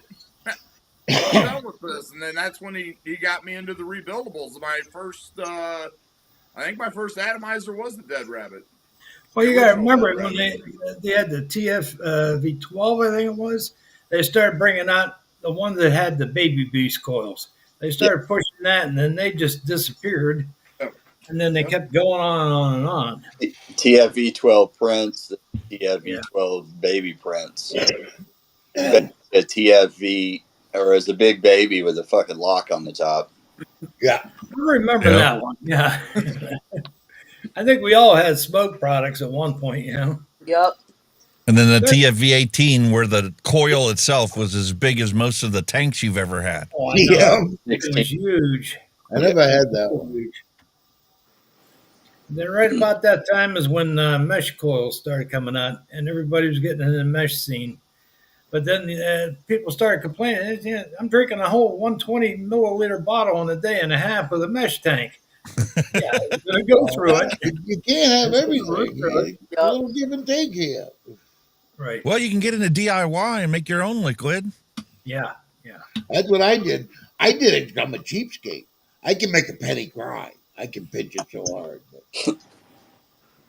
Hell yeah. Well, that's what got me into, some of these even mixers, these DIYers, man. I mean, it's what, like 30 to 35 bucks for, I think, maybe a 120 mil at an actual shop. Maybe it's 60 ml. I'm not sure. I haven't been to a shop in 3-4 years. But anyways, I mean, I can buy these 1 gallon, or not 1 gallons, but what are these, 1,000 mLs? Yeah, you got a liter. 1,000 ml for, $65. And it'll last me for a long time. Yep. 1 There you gallon of VG, There you Amazon, go. $22. Yeah. Oh, Yeah, There you go. I found last year they had 4 gallon for $63, and it was the Simply brand that I use, but it was 4 gallons for $63. Made no sense. I ordered it, and they Yeah, delivered why it. not? Yeah, Not going to go bad. no, Oh. I'm on my 3rd gallon of it now. So I mean, I haven't thought about buying VG in a year. Yeah. Me, And I've I been mix- I going mix with the it. Losi brand, the pre-mix base. I get a liter for like $24. That's not bad. I pretty much have went down as far as the rabbit hole goes. So probably next year, after I move into my house, I'm getting my house bought next year. I'm out of here. Then I'll dabble in some DIY mixing. But I was just so sick because when I started vaping, even back then, a bottle of juice was $15-$20. Oh yeah. And you stand there for an hour and you look at every flavor they got. You settle And on they came in one, glass bottles. yeah, with a little and then eyedropper. you get home and you didn't like it. So now you got to go back. You got to pick another juice, and you got a drawer full of juices you don't really like. You spent $15-$20 a bottle. It just adds up quick. Oh, it does. Yeah, I got these blue cobalt ones from Specialty Bottle Company. I think they're out of Nevada, I think. But one bottle here with a glass dropper, which is really nice because it goes all the way down to the bottom. I think it's only like 60 cents a bottle. Can't beat it. Can't And beat it. I remember those days, man. I remember going into the vape shop. My first e-liquid was made by Bad Drip. It was called Clown Laffy, and it came in one of those glass dripper bottles, man. Yeah, I was you're like, right. yeah, You're right. yeah. I remember that. I remember that. I remember when Beard started their own vape e-liquid company, and then now they're down to like, I don't know, like 6 flavors, 8 flavors. They used to have a whole bunch of shit, and then when that PMT regulation or whatever it's called regulation came out, like half their menu was gone, just gone. Yeah, but why have all that stock if you're going to get shut down? I mean, it was so up in the air at the time. Well, look at Five Ponds. They use strictly nothing but glass bottles. And they're starting to gain a little bit more popularity in the United States. And they went with Element Vape. I think they're the big distributor for them. I don't know, I always thought Five Ponds was kind of stuffy, kind of like grapefruit pond mustard. Yeah. I also remember walking into the vape shop where you could use the testers before you even bought the product. Oh, yeah. Now you can't do that. Nope. Because they used to have the little plastic disposable drip tips. Pop it on there for you. You got a tester? No problem. They used to have a lounge where you could sit, and they had couches and a TV, and you could just sit and vape. And they used to be able to build your coil for you, too. Yeah. That's how I got in. That guy turned me on to the building. Yeah. We went in there, and like you guys said about the testers, I didn't know that was a thing. And this brand new shop just opened in the city. We drove in, and I was just overwhelmed. And he was vaping a drop, And I didn't know what an RDA was. I thought that was another law enforcement agency, RDA. What?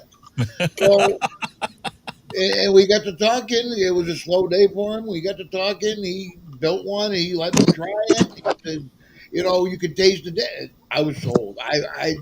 But the coils he gave me a package of coils, $15 a set, and I'm going, no. Damn.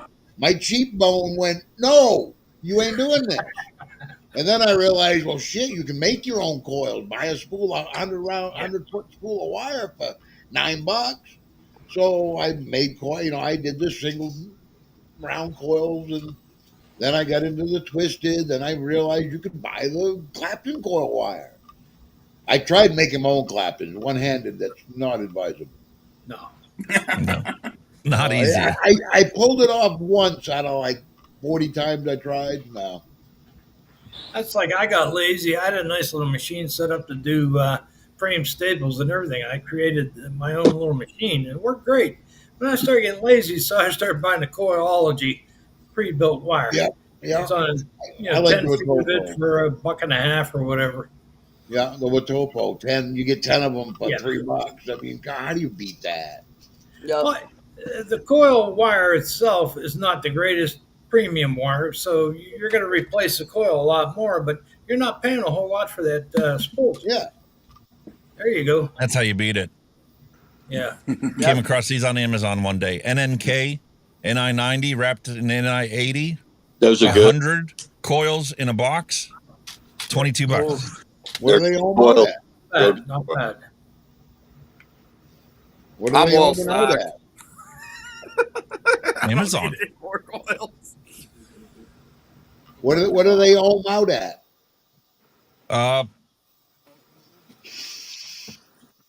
0.26 per coil. Ooh. 0.13 for a set. Yeah. 3 millimeter inner diameter.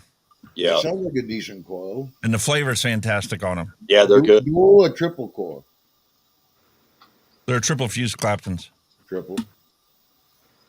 I would still like to get the mod that Brett's got, that big lipo one. That thing is a beast. What, from Ginger? Yeah. Yeah. Yeah, Another the one. box are disposable. The door stop. Yeah. There's another one. The box You got to have some big paws to hold on to that thing. Yeah, It would it's make more got mine. sense. It would make more sense if it had a wrist lanyard on it. So at least you could swing it at somebody. I think yours is bigger than mine, Brett. Oh, okay, I'm out, guys. We ain't playing this game. That tastes good. I haven't vaped out of this. Steam Crave Titan's the only thing I got that's close to that. Or Really? battery mod. I almost But picked how up that often new Hammer of God one with the 421 700s, and I thought to myself, nah, do I really need that? I said, no, Yeah. I don't need that. That's too heavy. Yeah, there's the DNA one with the fucking it theme on it. Oh, there you go. Nice. Yeah. That's like this big bastard. It's just too heavy. By the time you put 421 700s in that, dude, that's way too heavy. That thing's a beast. Yep. It's gorgeous. Hell yeah. It's not. Lots of polishing. Got to tear it all out. The battery tubes all come out, whatnot. It's a lot of polishing. And the shitty part about it is I can't get away with using my handy dandy drill with the jig on it, where it's got the 510 pin in it, or 510. Oh, pin. yeah. So that helps speed up the polishing of mechs. But yeah, I mean, this all here, all these tubes and everything, they all come out. And then you got to use a jewelry cloth is what I use. It's a lot easier to use the jewelry cloth because the compound, I mean, it just gets all over the place. So you just use the Right. jewelry cloth to polish it up. But it's heavy. It's very heavy. 421 700s. Oh, Oh, yeah. You start putting, it's like I got a Rebel mod that's got 3 21 700s, and that's big enough. That's really all I need. How often you charging that lipo up, Brett? His stuff is muted, No. Probably once a year. give or take. Well, here's a battery size that really never went anywhere and it should have. That's a 2650 versus a 21700. Not a whole lot of difference. Yeah. But I thought the 26 was very underpowered for what it was. This one has got well, if you match this up with an 18650, it's only a couple of millimeters wider. You can see the difference there. It's not very big. So if you put it up to one, the length is pretty much the same. It's just a little the fatter. diameter. Right, it's just a little fatter. But I'm surprised these didn't take off more than what the 18650s did. I Because think you the get- reason the 18650 took off is because it was used in everything else, from cordless Yeah. drills to Tesla Yeah. power packs to everything else. Yeah, convenience. And But these are good little batteries, these 2650s. You get about another 2 hours worth of vape out of it. And they hold a charge pretty good. Now, these ones I've got, they're Sanyos. And I've had them for about 4 years now. They're like brand new batteries yet. Never had a problem with them. I seen Grim Green. He was reviewing. He wasn't reviewing. He did a short, and he's like, "Yeah, this was my first high-end mod," and he's like, "And I got taken for X amount of dollars." Like he said, how much it cost or whatever, and he said, "Yeah, and it's got a battery that you just can't get. You know, it's pretty much Right. done. You know, it's like that sucks." Yeah, I seen that segment and I had to laugh too. Well, when I was on a mech hunt for a while, and I was buying up, mechs on the used market and shit, especially Purge mods. Purge mods did a lot with that battery as well as an 18650. So you had to worry about when you were buying one what the battery size was, because some of those you can't get batteries for. I mean, you can run as an 18650, but an 18650 ain't gonna push no 28 millimeter atomizer. No. You know? I mean, that's why I like this RDA here that I got on this guy, is because it takes 2.5 millimeter coils. That's the only thing that'll fit in here, so I can use my Boro coils that I got inside this RDA. So that's just less coils I got to get, for different sizes. Well, it's like this one here. It's a Rebel Squonker. That's got the 2650 battery in it. That's a Goon 25 on top, but I only got a single coil in there because you're only operating DNA 75C. Yep. So if you put a dual coil on there, you're just defeating yourself. yeah. So you want to go single. Of course, the mod itself's pretty nice, but on the pricey side. So you got to spend a little bit of money. And the nice thing about the 3D printed mods, though, it's a hell of a lot lighter, man. It's a hell of a weight savings with 3D print. Yeah. I've dropped this one about 5 times already, and nothing happened to it. So they're pretty sturdy. Hey, Hunky, you need to reach out to Mech Vape and get that new 18650 external battery pod system and do a review. Yeah, on he it. was just telling me about that not that long ago. Yeah, you need to get that.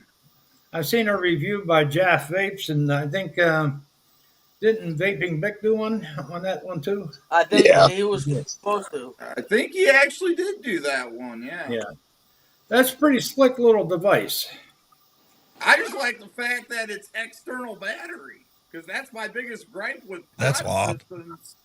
Is you got, every time I grab a pod, like for work, because I work up on overhead cranes all damn day. So, I mean, it just depends, it depends where I'm at, right? And I'll have a pod. I tried the pod systems out, and it never seemed to fail. Whenever I wanted to have a vape, it was always dead. And it's like, man, it takes forever for it to charge. And it's like, I got a 4-bay charger at work, but I don't want to take something like that up on top of a crane, Right. So Right. when I seen that, I was like, that's cool. Well, something like the Raga would work though, because it's nice and light, and little composite material. I'm not sure what it's made out of, but it's nice and light, and it's got external, the battery showing there. But this one here, you can put it right in your pocket and just walk anywhere you want. But here's the problem though, bud. When you're covered in shit with grease and shit, I don't want to touch that.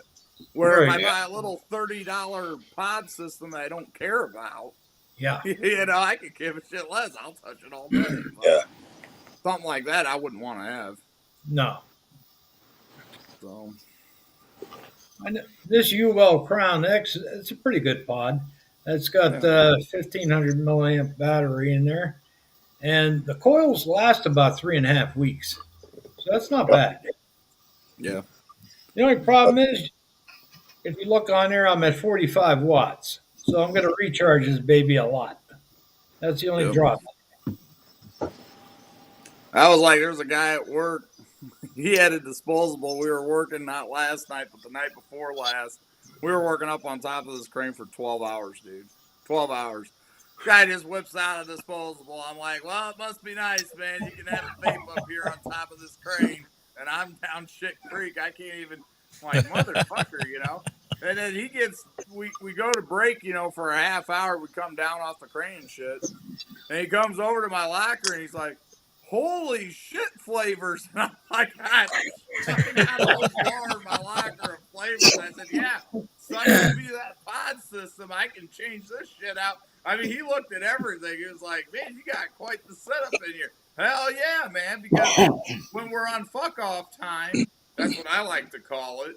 Yeah. And we're just sitting in the shop. I can vape whatever the hell I want to vape. It's all right there. I got coils. I got a little build station, you know, for ohming out my coils. I got my cotton, and then we got a sink right by the break room. So I'll go over to the break room and log my shit up there and slap something in, you know. Yeah, I just got the 6. I just got this little 6 already built. I just have to juice it up with whatever my father wants, and I'm gonna just give this to him. Good deal. Now, Dylan, when he was in the hospital, did you sneak one of his mods in? I snuck both of them, and he got the Alex. I don't know if you remember this mod, the Dopo amp, the Lipo Burrow mod. Yeah. Snuck that in yesterday, and today I snuck the Dar in for him. He's like, I don't like the flavor you put in it. Can you put something else in it? And I was like, okay. That's this one up now that I just got. You know what's funny, man, is my dad back in the day, obviously he was a smoker and shit before vaping was even a thing. Hey, man, I'll tell you what, that guy, when he was in the hospital for like 7 days or whatever, he says, Nick, get me a cigarette in here. Like, and he would go into the bathroom, and he would be right by the vent, just smoking away, and I'm like, Dad, they're going to smell that shit because I can smell it. You know, because back then I wasn't even smoking, you know, and I could just smell it. And I was like, holy shit. And I'm like, hell, the hospitals nowadays should thank for vapes that it doesn't smell up the joint, you know? Right. Yep. Well, it's like, 3.5 years ago when I was in the hospital, broke my left hip, I had my neighbor bring in this little Wismec Squonker. Well, I'm taking a hit one night. A nurse walks in, and I'm thinking, I got busted. They're going to take it off me. No. She pulls out her disposable, starts hitting it. Hell yeah. Next thing, she brings her Squonker in. We're sitting in my room, you know, just BSing away. She's got a battery charger down at the nurse's station. So I'm good to go all day long, you know. Damn, that's cool. Well, they gotta understand, man. If you're in there for 5 days, man, that's a long time to go. You want me to be a crotchety fucker? Because I'll just, you know, lose my shit. You know, I mean, that's a long time to be in there with nothing. Well, at the time, she actually brought in a Vaptasia bottle of juice for me. That was the milk of the poppy. That's when I really got addicted to that one. And she said, "Oh, here, I just got it for you. You know, take it, keep it in your drawer next to the bed." Okay. So I had extra batteries, and I said, "Well, if you need a battery for your mod, you can always come in and get one. You know, no problem."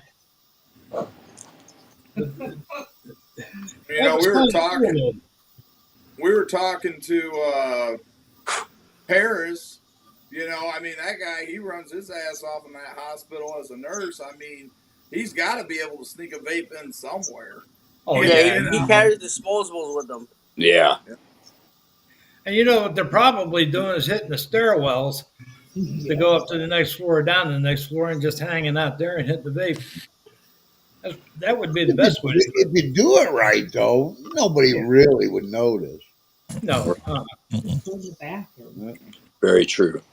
But I can remember smoking in a hospital. I remember when I was in my big accident back in the 80s.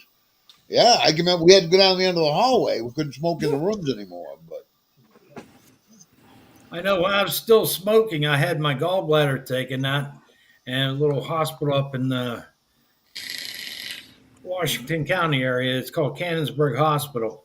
Well, the doctor was real nice and everything. The nurses were really great. He smoked and everything. He says, "You want to go out and have a smoke?" I said, "Where?" He says, "Oh, a little courtyard that we go into and just walk around for a little while."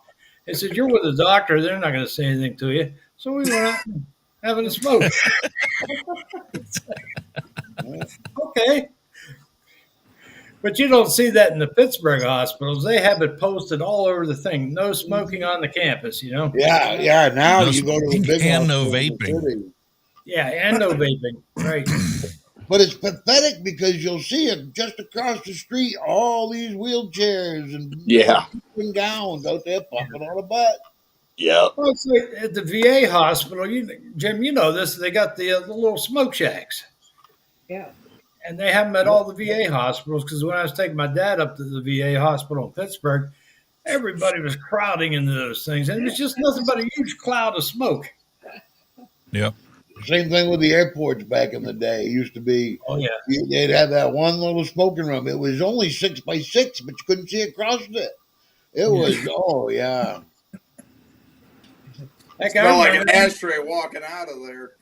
I remember on the plane flights years ago, I used to be able to smoke, you know? Yeah. Up right on the airplane. No big deal. I couldn't imagine because we were flying back and forth to Germany. I couldn't imagine that flight without a smoke back then. Oh, I don't. Right, I would right. have killed somebody. I mean, we're going down. That's it. Whew. How's it doing there, Dylan? Pretty good? Yeah, I just put that together for my father right now. There you go. I texted Make him sure you like- don't squeeze too much cotton in there. That's the only thing. No, because with Nick, he told me how to do the crackle. I got the little crackly sounds going. My father's gonna fucking hate it. Yeah, he is gonna hate it. You don't like the crackle. He can't figure out why we like it. I just like it. I don't know. What's your opinion on the crackle, Alex? Give or take it. It doesn't really matter. My biggest thing is the flavor. Yep. Yeah. I was just gonna say, whatever. Dylan the it produces- Crackle probably isn't going to work too good with him trying to hide in the hospital and vape. Yeah, that's probably true. I'm They not never did go vaping. anywhere. Who was that? Indoor Smokers, I think it was. He was kind of excitable guy. Always sat on a couch. Oh yeah, indoor smokers. Yeah, he did a review on a cloudless vape. So did Mark. You vaped when you vaped it, you exhaled nothing. The foam, Oh, is that the foam. that one that's No, got no, this was an actual. It took vape juice. It was an actual disposable. Hey Huh. Nick, after I put this in, this shit's opening out at 0.31. There you go. There you go. You know, and when he got it, Watts. I got work. the normal plate on, that nice matchy drip tip. He was like, "This is sexy. This is my precious." He started Nick's gonna tell me the name of the guy. He's like, "My precious," like in that weird little accent. Trying to be Gollum off of Lord of Yep. the Rings. Exactly. Oh. Hey, let him know he can use that like a flashlight. If it's dark, he needs to see something. There we go. Yep. I just tell your dad. So Alex, how many clippers you got? About half dozen. that I'm actually using right now, and then I got like 2 boxes of old ones. Yeah. I was talking about on the show. What's your favorite, Alex? There you go. Ooh. Used to be the Arbiter, Oh, the Arbiter RTA, the original one. Then they came out with an Arbiter 2 where they improved the flavor, but at the sacrifice of reduced airflow. Yeah, And now I got the. I got the Blaze Max is my Gotcha. go-to all day that I keep sticking with. I got 2 of them on the table. yeah, Alex. As you seen in my hand check in my buffet earlier, this is my go to the Billabong with the wick.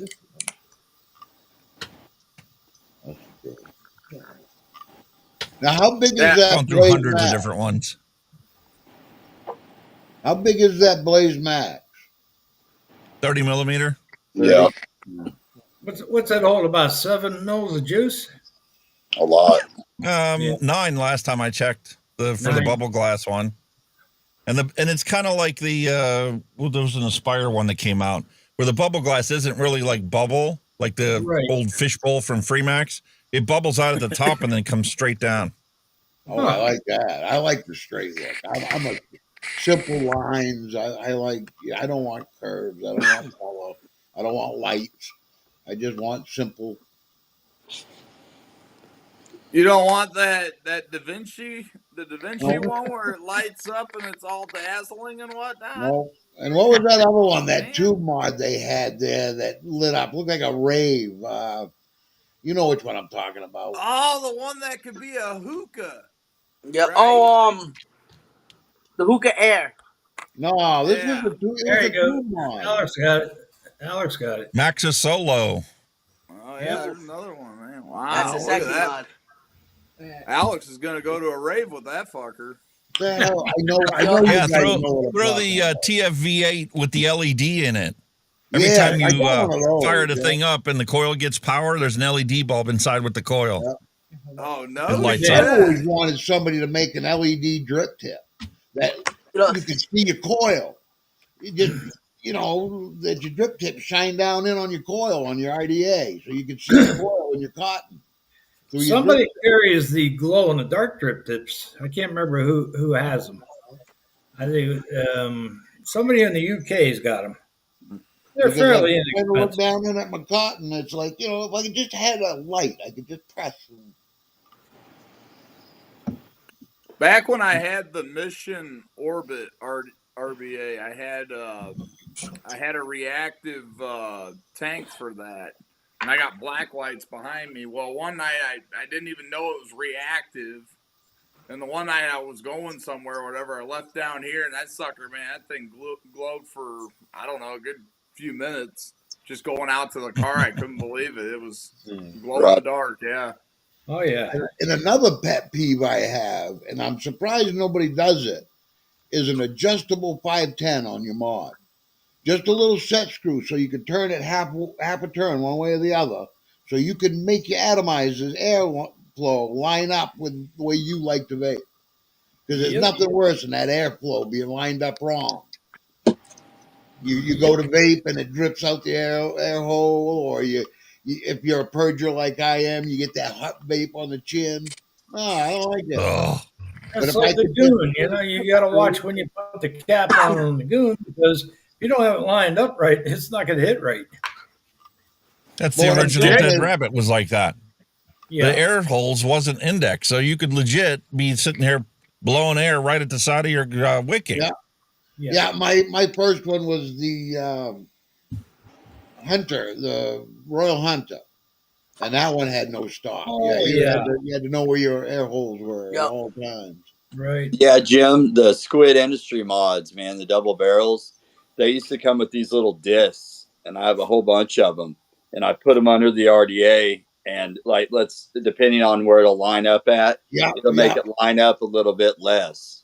I mean, Yeah, it'll yeah. tighten up quicker where it'll change the airflow setting. Yeah. Right. But if somebody would just make an adjustable 510 on top of your mod, just a little set Yeah. screw, Or you you wouldn't have to worry about the wires because it's only going to turn halfway one way or the other. yeah. This Rebel uses the 510. You adjust with a hex key. Yeah, but if you could make that 510, the whole 510 just turn one way or the other. You'd be able Right. to line up your airflow without the spacers Brett was Yeah. talking about. That was like Jay Hayes came out with that with his side by side, where you could actually adjust your height Yep. on a side by side, and you could Yep. adjust where you wanted your airflow. Yeah, at. because You could that's go with another that. that's another pet peeve. Trying to find the right atomizer for the right mod. Not every Yep. mod's the same. Not every atomizer is the same. Right. There's Yep. nothing worse than buying a mod and you got it all planned out in your head. What's going to go on it? What build's going to go in it? And it just didn't work out. Yep. That was like too. I mean, they'll probably have to perfect it more, but that's like he came out with that integrated drip tip, where you just do a quarter turn and it pops up to where you can slide your Boro in, and then you do another quarter turn and it pops down and it locks your Boro in. The only problem is they have is, and I think it's with the moving parts of that, is why your resistance is jumping. Yeah. Because it's not fully solid connection. So they could figure out a way to either make it, more conductive or whatever, to where your resistance isn't going to jump around, then I think that would be a winner. Yep. Because that would be nice, because it does suck to where you could just and then just toss your tank right out, Yeah. Well, Alex, you might remember this. Remember the old Innikin lift box?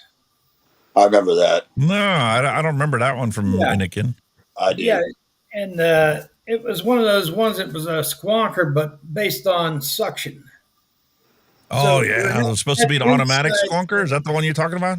Oh, actually, it was just based on an air hole. You put a setting that had 3 settings. I think it was 3, wasn't it, Brett? We had 3 holes. We had to line up one to get it to work with the atomizer. And you could never get that thing to work. It just never worked. One of them on paper worked good, but in Yeah, reality, good idea, but it just didn't come to fruition too well. Right. And Brett, I think you had one too, didn't you? Yeah, I did. Yeah. I vaguely remember it. I didn't use it very long, but yeah, I had one. Yeah, I gave mine away too after about 2 weeks playing around with it. I said, "Oh, the hell with that, just give it away," The lift box, man, that brings back memories. Oh, yeah.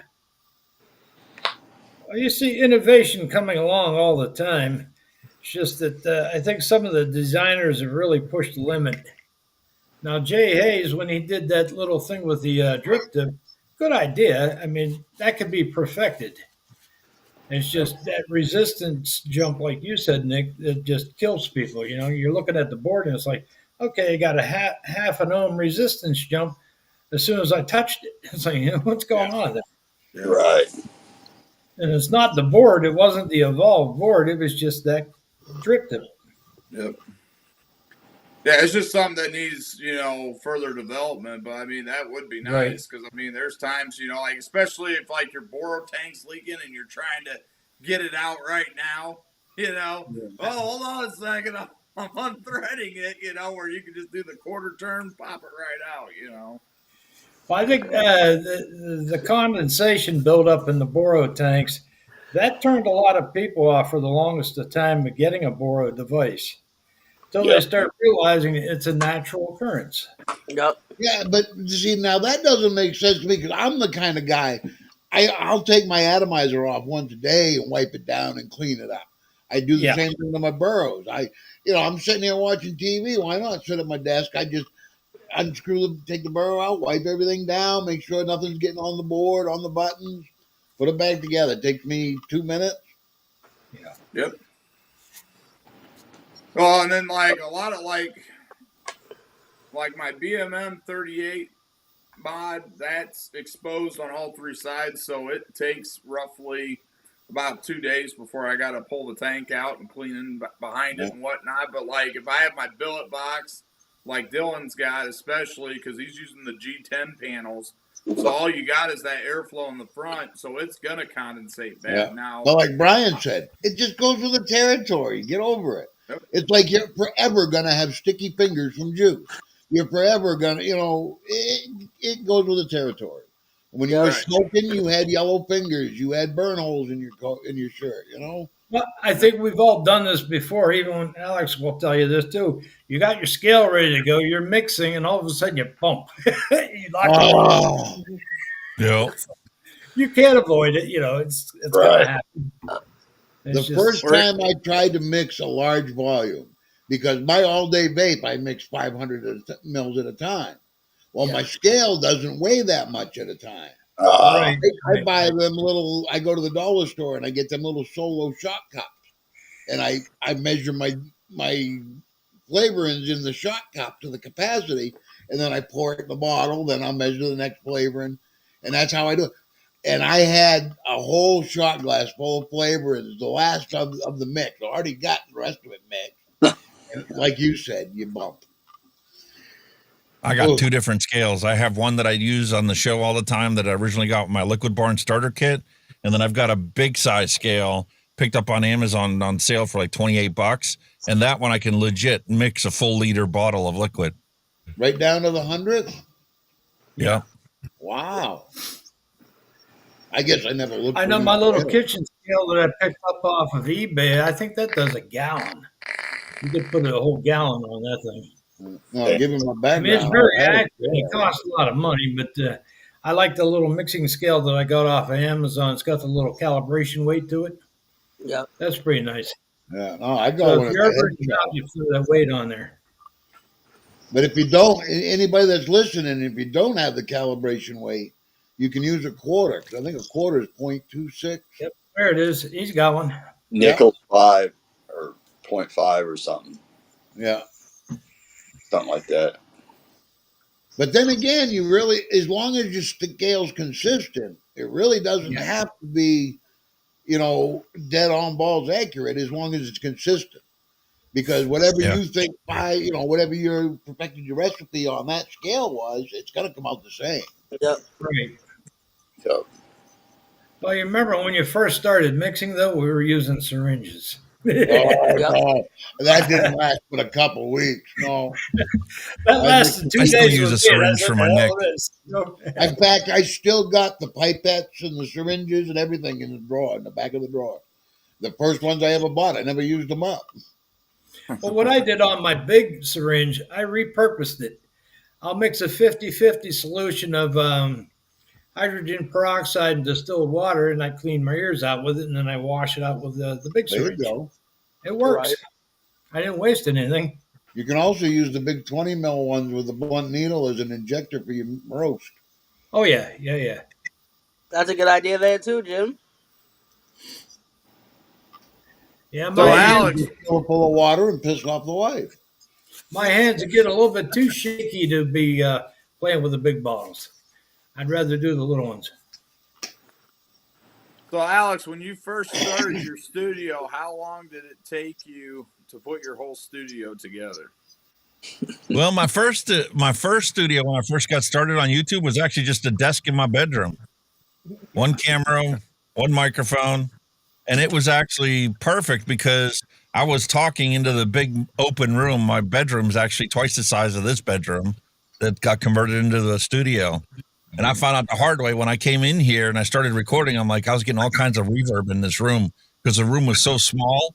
It fell outside of the ideal room size for reverberations and stuff. So I had to spend hundreds of dollars to actually build my own fiberglass sound absorption panels to cut down that reverb.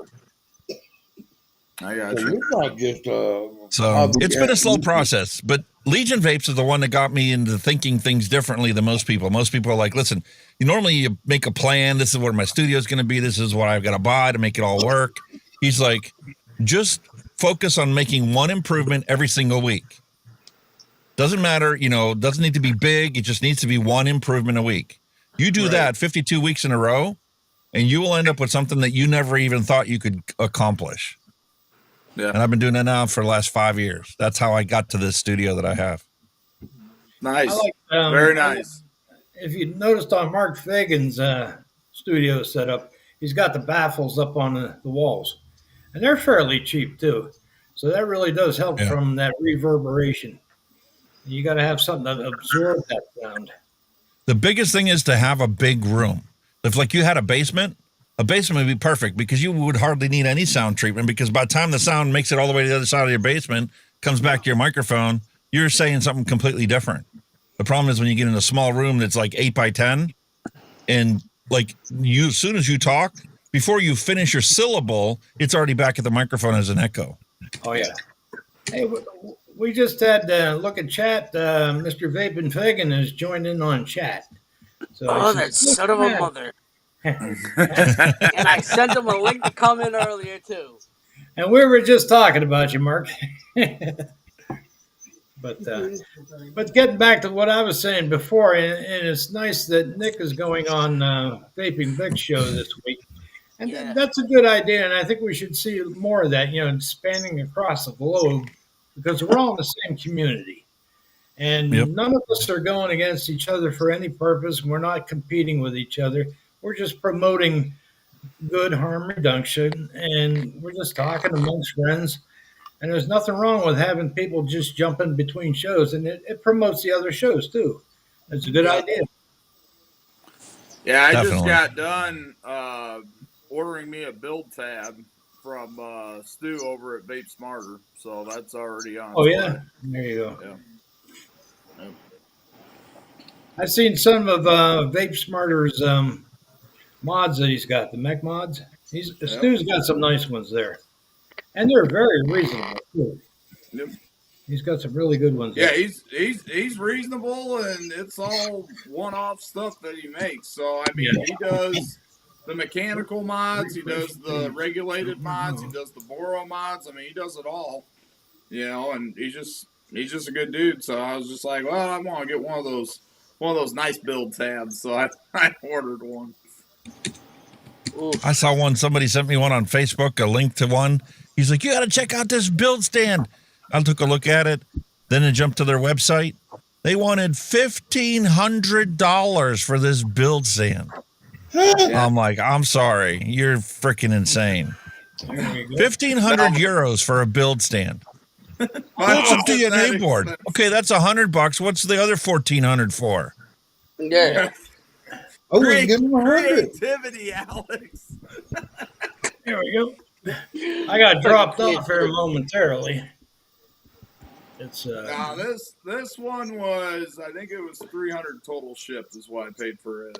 But it's got a DNA 75 in it. It's got he did laser engraving on the actual face plates of the 510 and the actual face plate for the chip. And then it's I wouldn't call it a stab wood. It's just like it's a resin that he did, and then it kind of looks like Van Gogh, like the painting of Van Gogh, but he did it with resin. So I mean, it's art, I mean, it's just an art piece, and then you got your 510 connection, as well as you got just a 510 to put your RDA on and build it there. And then if you want to switch it over to get the ohm reading, you can put it right there on the ohm reader. Yep. So I mean, it's nice. It's a nice little thing, but I just decided, I mean, I build all the time, so it's like it's not like I'm not going to use it. Mark Fagan says Hunky needs to do a studio tour video. He has a sweet setup. He Yeah, does he it said on that his on my show live. too. I'll have to get around to doing that.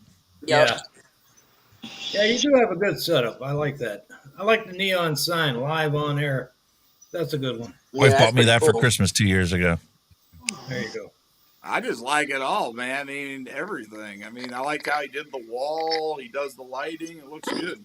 Looks really nice. My goal is to create myself a U-shaped desk that I could legit, face this way to do the, one-on-one conversations. Then for my overhead, I turn to the right. My plan is still not done yet.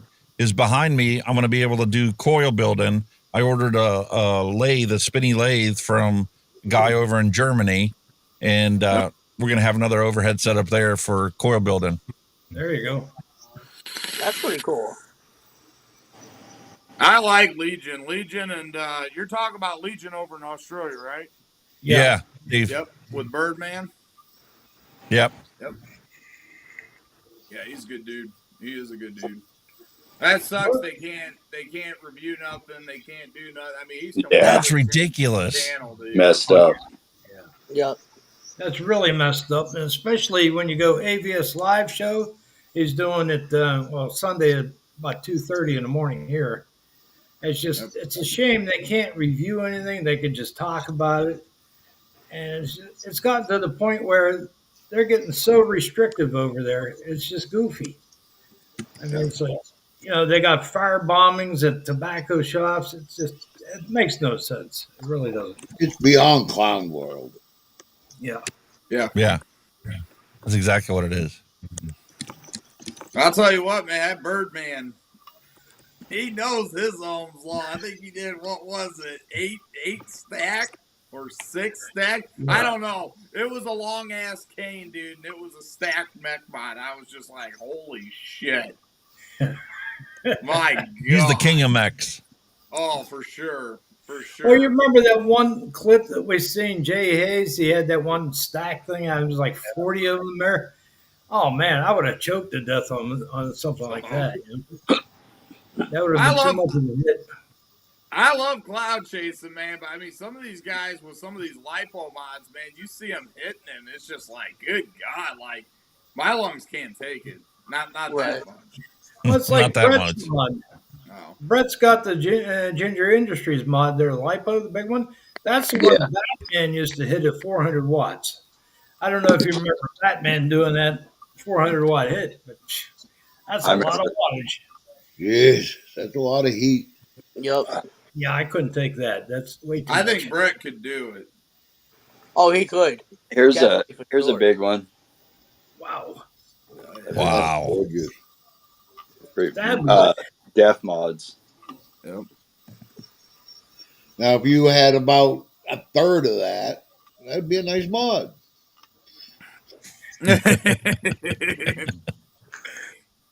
He's coming out. He's coming out with another mod here shortly. Problem is, someday you're going to be old, and arthritis is going to set in, and them big mods, they're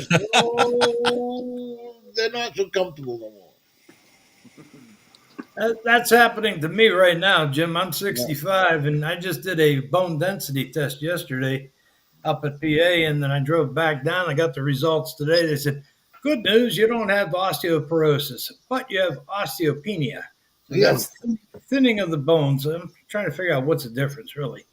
You get a good hit, you're going to be down for the count. Yeah, either way, you fuck, yeah. Yeah. Yep. Yeah, no, it catches up with you quick. Yep, that's like my mom. She's still healing. It's healing, but it's taking forever. She got that osteoporosis. So when she broke her freaking leg, oh man. Yeah. There comes a time when when I broke the hip almost 4 years ago, it took me a good 6 months to recover out of that. That's not something you just recover within 2 weeks, But in the accident that took my arm, I was back to work in 6 months. I was out of the hospital in 32 days. Now, I put my toe on the coffee table and I'm down for 3 days. Well, I've done that before. Or worse yet, and Alex will tell you this, you got the wheels on the chair. You get up, you got bare feet, whack right into that wheel. And it's like, oh, that hurts on that toe. Yeah. That was like we had a guy at work. He got his leg crushed at work, and it shattered. It shattered his leg in like 3 spots. So he went into emergency surgery. They flew him straight to Iowa City. So I mean, they had a chopper actually land at work, and they hauled him right out. And he had a surgery, and he went back after the surgery was done, because he kept complaining about pain, and the doctor's like, I hate to break this to you, but we're going to have to re-break your leg, because the last surgeon that didn't set it right. Put it in right or something, Oh. or whatever.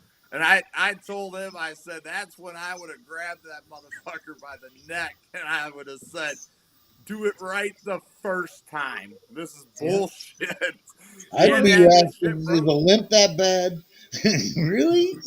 Well, he had the X-rays. I got to see the actual X-ray of it because he was like, "I'm taking a picture of that." And man, it looked like he went to a carpenter shop, dude, where the guy just had like a brad nailer and there was some chain in his leg and shit and whatnot. I'm like, dude, where did you go for surgery? Because like I've never seen an X-ray where they actually show you what they put in there, and I was just like, wow, man. Like, holy shit. Well, when I broke my hip, it cracked the femur too. They put a titanium rod right down through the marrow, so they attached one part of it to my kneecap.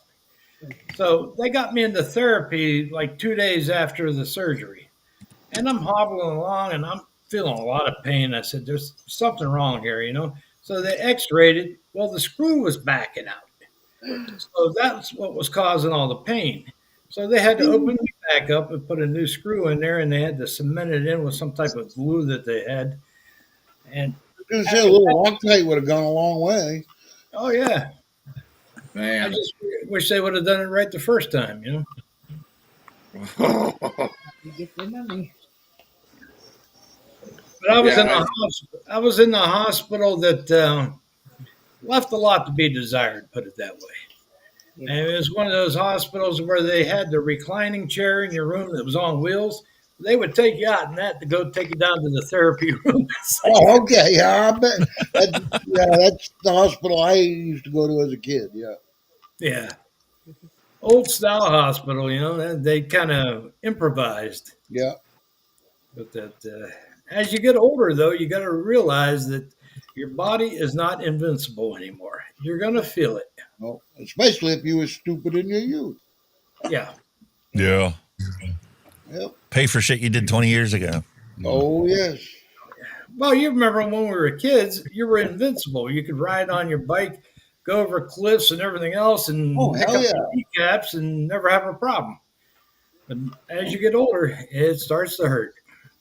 Well, Yeah, you know, tell me Brian, about it. When I was a kid, I found a box of 22 shells, grabbed myself a hammer, set it on the cinder block wall, and set off every single one of those things. Thought it was the greatest thing since sliced bread. And then, 2 years later, I got my shoulder dislocated, and they did an X-ray, and they go, "You got a piece of brass in your shoulder. Where'd that come from?" I'm like, "Oh, shit." Oops. Now it tells me it's going to rain tomorrow. Yeah. That's all part of growing up and getting older. We all learn with experience. Some of us had to learn the hard way. Right. Oh, yeah.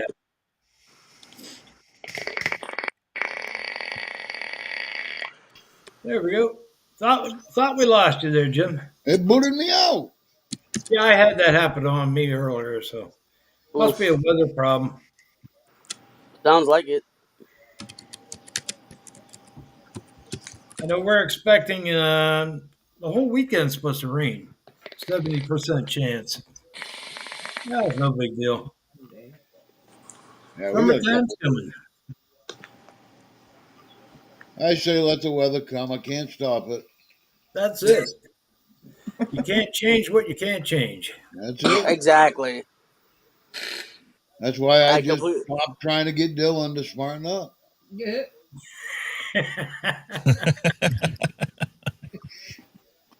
Jim's tried for the I've past been 3 sitting here years. 2 hours, buddy, and I ain't ragged on you once. So Yeah, that's pretty good. Yeah, that is true. That's That is pretty good. true. Normally he saves that for the after parties. Well, I know Monday I've got a new microphone coming, so I should sound a heck of a lot better next week. This one built in the laptop, it's okay, but it's real muffled and it makes you sound very nasally, you know, real muffled. Yeah, I forgot I saw the one Bobby sent me.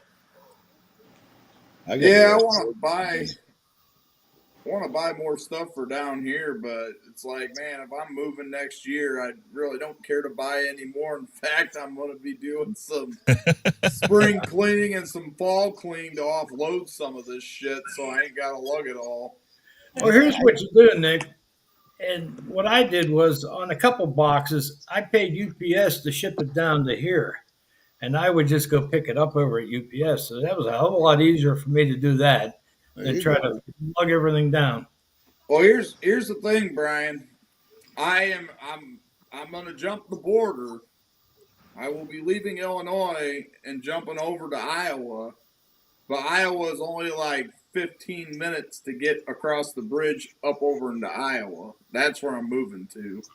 So, I mean, it's just putting it all in the trailer, whatnot, and lugging it over to the house. I mean, I'm Yeah. not staying in Illinois. I can tell you that right now. I will be. Yeah, in but Iowa, sometimes them short moves suck because you got to do the Yep. same amount of work to go 1 mile as you do 100.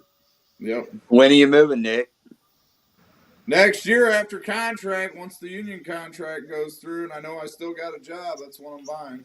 So There you go. it's just, I got a coworker. He's got a, I don't know, I think it's like a 20 or 30-foot race trailer. So we'll just throw everything in there, so I ain't got to go get a U-Haul or anything crazy like that, and There you go. haul it over across the river. Well, you know, damn U-Hauls are expensive now. I mean, Yeah, you got to they spend are. at least $500-600 for a day. Yeah. It's not cheap.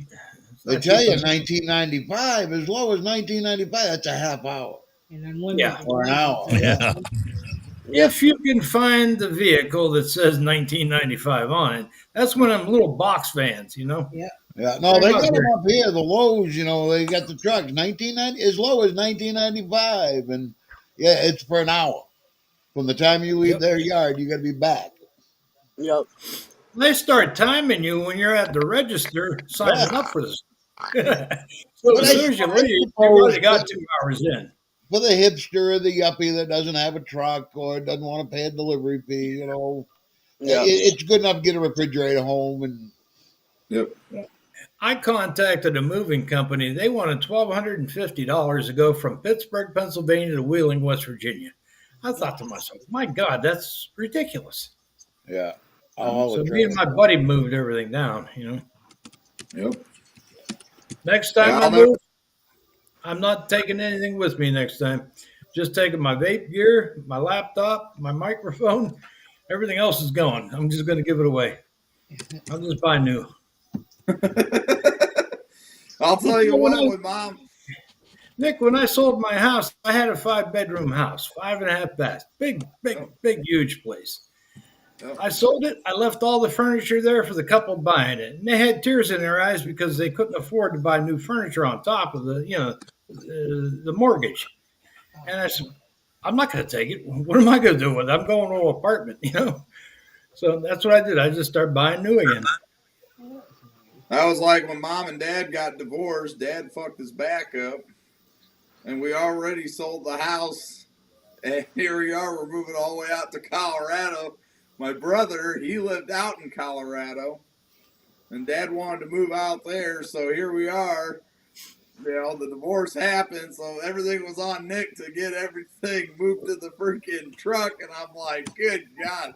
I mean, it was a big, huge house. I mean, it was, 2 stories, Yeah. 2 floors and freaking, I'll never forget Dad said, well, we're going to take the washer and the dryer. And I'll tell you what, dude, that about broke me trying to do it with a dolly and just pull that son of a, because there's still water in it. There's still water in that washing machine, man.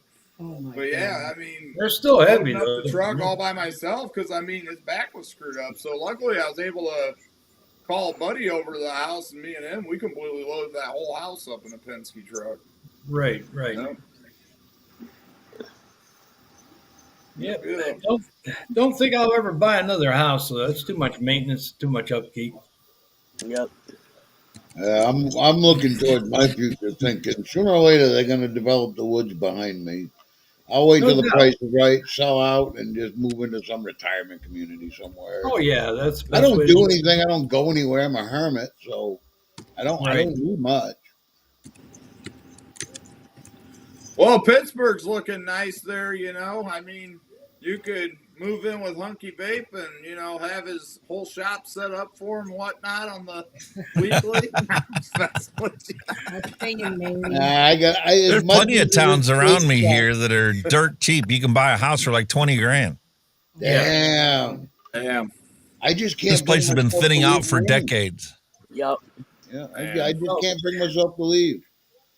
Where I was at was Allegheny County, and Alex will tell you this. That place is so outrageously expensive. It is. Sure is.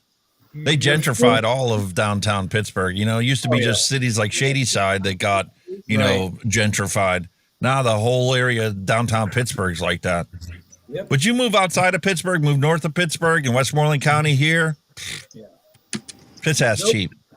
No problem there. Yeah. Allegheny County is just not a place you want to purchase a house. That's for sure. Yeah, and then the taxes are even worse. Yeah. Double the taxes in Allegheny County that there are in Westmoreland County. My taxes every year, Alex, was close to 20 grand. Holy shit. Yeah. Because I was in $1,800 a year. I was in the upper class neighborhood. Okay. So you're in a ritzy neighborhood. You got a big house. Well, you're going to pay the local tax, and then you've got your wage tax for the state. You got your federal tax, and you're going to pay all these other little add-on taxes they throw at you. And like in the community I was in, they fined me $90 because I was down in Florida doing a job. I didn't rake my leaves to the front of the yard so they can pick them up with the suck machine that they had. And that's ridiculous. It started to get like that in our town. We voted that guy out, put a new guy in here, and now we're actually allowed to burn in our yards again as long as you're more than like so many feet away from a building. You have a yard big enough, you can actually burn outside once a week. Right on. Well, that's like, when I go to buy this house, I mean, I've had friends that have owned houses. I've talked to people that have owned houses and whatnot. I mean, you're pretty much better off around here to basically get what you want because, I mean, once you buy it and whatnot, say if you're wanting to put a bigger garage up or whatever, then you got to go and get the approval and make sure that everything and permits. It's got to be an architect that draws up the plans. It can't be your buddy next door. Or Right. And I'm like, as long as it doesn't look like shit, who cares? Who cares? Who cares if you got a 4-car garage? Who cares? As long as it don't look like a dump. I'm like, you go down into the ghetto and you look at those houses, they're all ran down, whatnot, in bad shape. And here you are, because my one coworker had everything approved, and then somebody went and bitched to some politician, and then it got reversed. I mean, he already had the concrete slab laid down, everything, all the plans up. They made him tear his building down after he had it up. I said, there should be a statute of limitation on that. Once you're already that far into it, as far as I'm concerned, it's up. No, they don't care, though. They really... Well, it's just like in Allegheny County. If you want to do any electrical work, let's say you have an outlet that's, an old one that's starting to fall apart. You need to get that outlet changed out. Here in Westmoreland County, I go to Lowe's, I buy an outlet, I can do the thing myself. In Allegheny County, you got to call an electrician and make an appointment for it. And if they got to move the outlet or the box or anything like that, they have to get the zoning authorization for you to do that work, to move an outlet inside an existing house. And you got to pay for the building permit. And if anything that you're doing is going to change the wiring that goes to that box, now you got to rewire everything to modern code standards. Right. Well, it's like my first house when I was married. We had to fight the little city of Carnegie just to get a building permit to put windows into place. They didn't want us to put windows in the thing. I said, they're brand new windows. What's the problem here? I had to go to the county commissioners and fight them just for a $60 damn permit to get new windows put in the house. It's ridiculous. Well, that's like I said, when I buy my house, I'll make sure it's the way I want it as far as structural wise. Yeah. Buy it and then be done with it. Because, I mean, I'm not going to play that game. And I've heard people even talk about, just besides this guy here, where they've had issues like that. And it's like, you pay the property tax on the home, which they're going to fuck you for the rest of your life on. So you pretty much own the property. As long as you own the house, you own the property. You pay for that. So I just think as long as it ain't an eyesore, you should be able to build whatever the hell you want on your own property. I don't care if it's an eyesore. It's your property. You should be able to do whatever the heck you want. But they're worried about getting extra tax. Yeah, I had a tree cut down, and I had to spend money on that. And that was $1,500 for the guys to come and cut the tree down. But I had to spend $100 and some on the damn permit to get it down. It's like, Nah, see, that ain't right. No, that ain't Well, right. and Kelly just hit it right there on top of the head. It's not like you're not going to charge me more in property taxes, so you guys are going to make more money off my ass. Yeah, Yeah. You know? they do. I live off the road enough that nobody fucks with me up here, so nobody can see what I do to my house. well, the biggest problem, and Alex will tell you this too, a lot of places have the HOAs. The homeowners- oh, God, that's a nightmare. How do you say I'm stupid without saying I'm stupid? It just doesn't Yeah. make sense to me. I got to pay you to find me. I got to pay you to harass me. I'm Yeah. going to pay you to tell me what I can and can't do. Yep. No. You see, When I Jim, bought you the gotta. property here back in the 90s, the road through the woods this way and the road through the woods this way, they wanted to join it and then have an HOA community. I'm smack dab in the middle of them all. Right. Here we are, just a young couple. We come in, we bought this land, and I just started clearing trees. Neighbors are coming over. You can't do that. Who authorized this? Shift. Me? I mean, I just bought the place. I know it's mine. It's I know your the property. I just paid that bill. Oh, yeah, they know, were big brother. all in a tizzy. You know, big brother, I figured out an answer to your question. Is like, how do you say you're stupid without actually saying it? You gotta make yourself look cross-eyed with your tongue sticking out in the opposite direction.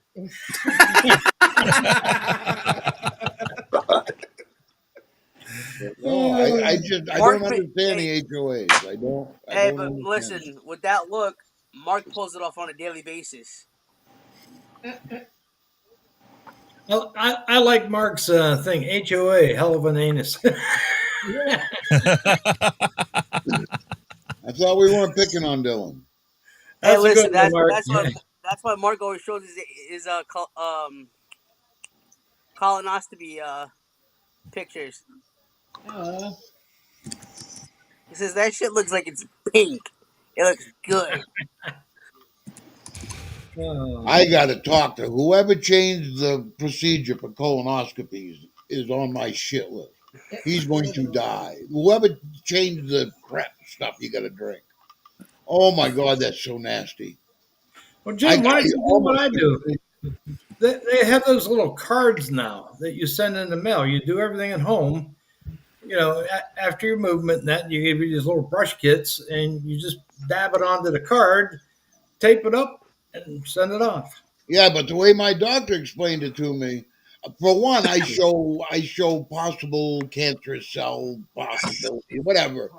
But she said if you do that Cologuard thing, Yeah. it's not 100%. It's not an exact science. So a lot of times you'll get a false reading or an unreadable one. Then I've you got had to a have a couple of those. colonoscopy anyway. She Right. said, so you can do this, and then you're going to go in anyway because you're going to pop hot anyway. So just go do it and get it over with. So I go in every 3 years. That's like my doctor. I was getting a couple of false things, and she says, I got to have you take a colonoscopy test. And I said, no, thanks, doc. I'm trying to quit. Damn card. The So actual I'm just doing the procedure, cards. I like getting knocked out. I like, they say breathe in, count back from 100, 97, done. Yeah. And then you're done. It's the prep. Oh God, and it was just Yeah.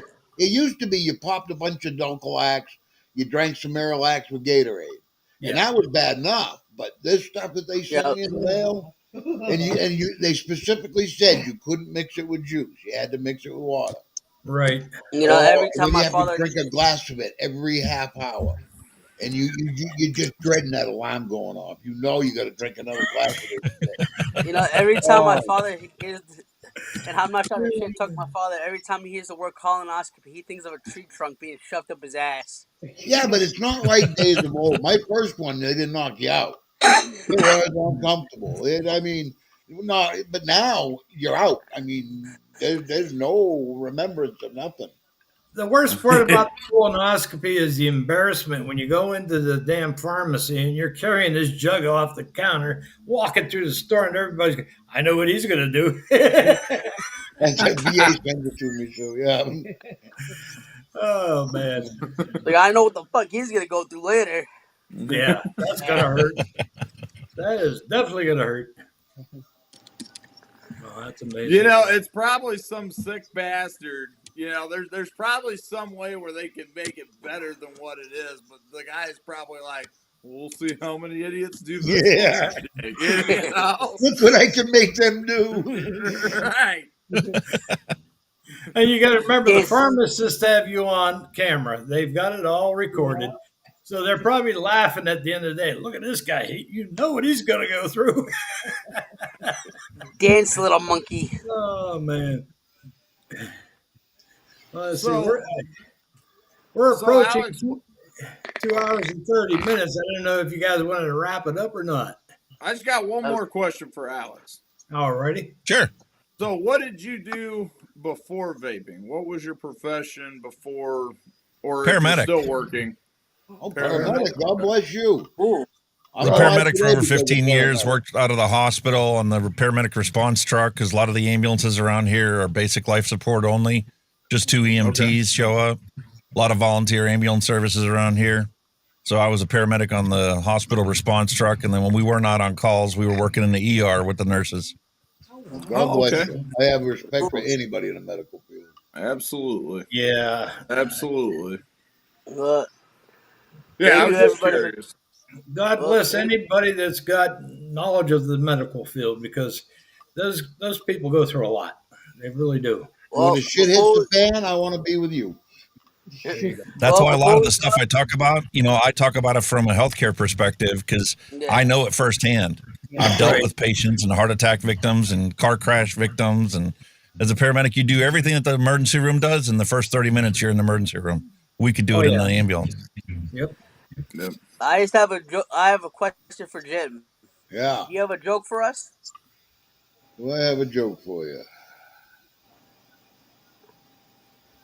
Wow, you put me on the spot. Hang on. I'll come up with one. I got a question for you. I used this one already. So if you saw the last episode, you already heard this one. But I got a question for you. Mark has an appointment at the sperm bank, and he's got to cancel. He's got other stuff going on. So how does he call him up? I mean, you can't just call him up and say, "Sorry, dude, I can't come today." How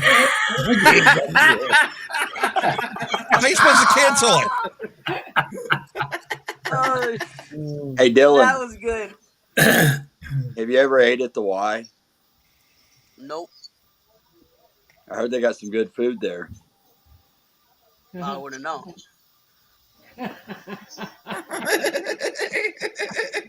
Hey, Bruno. Oh, hey, Bruno. Uh, Okay, so This little, is little- horrible.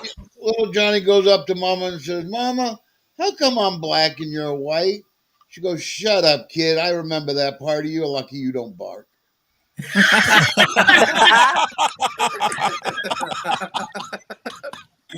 Oh, that's too funny. well, everybody in chat, everybody on the panel, thanks for coming in. Thanks for tuning in. Thanks, it was Alex. nice having you on the show. Yes, it was. Thanks a for having pleasure. me. Come back on. It was Let me very know. nice meeting you, Mr. Hunky Vape. In person. I've seen you on camera, but Yeah, it was Appreciate nice. being here. Well, And don't forget, folks, whoever's watching, Nick's going to be on Vaping Big Show on Sunday at 10 a.m. Eastern Standard Time.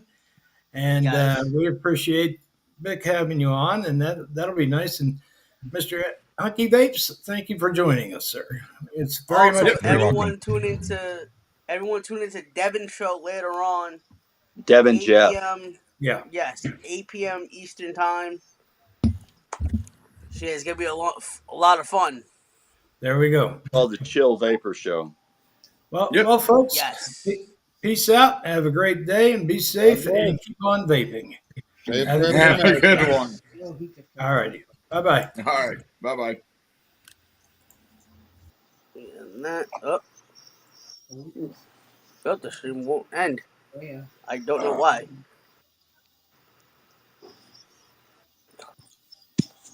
Whoa. Oh, that's freaky. How come it didn't? Well, my phone, like the images of everybody keep glitching. Are we? Is this supposed to kick us out, or are we supposed to leave? Yeah, how do we get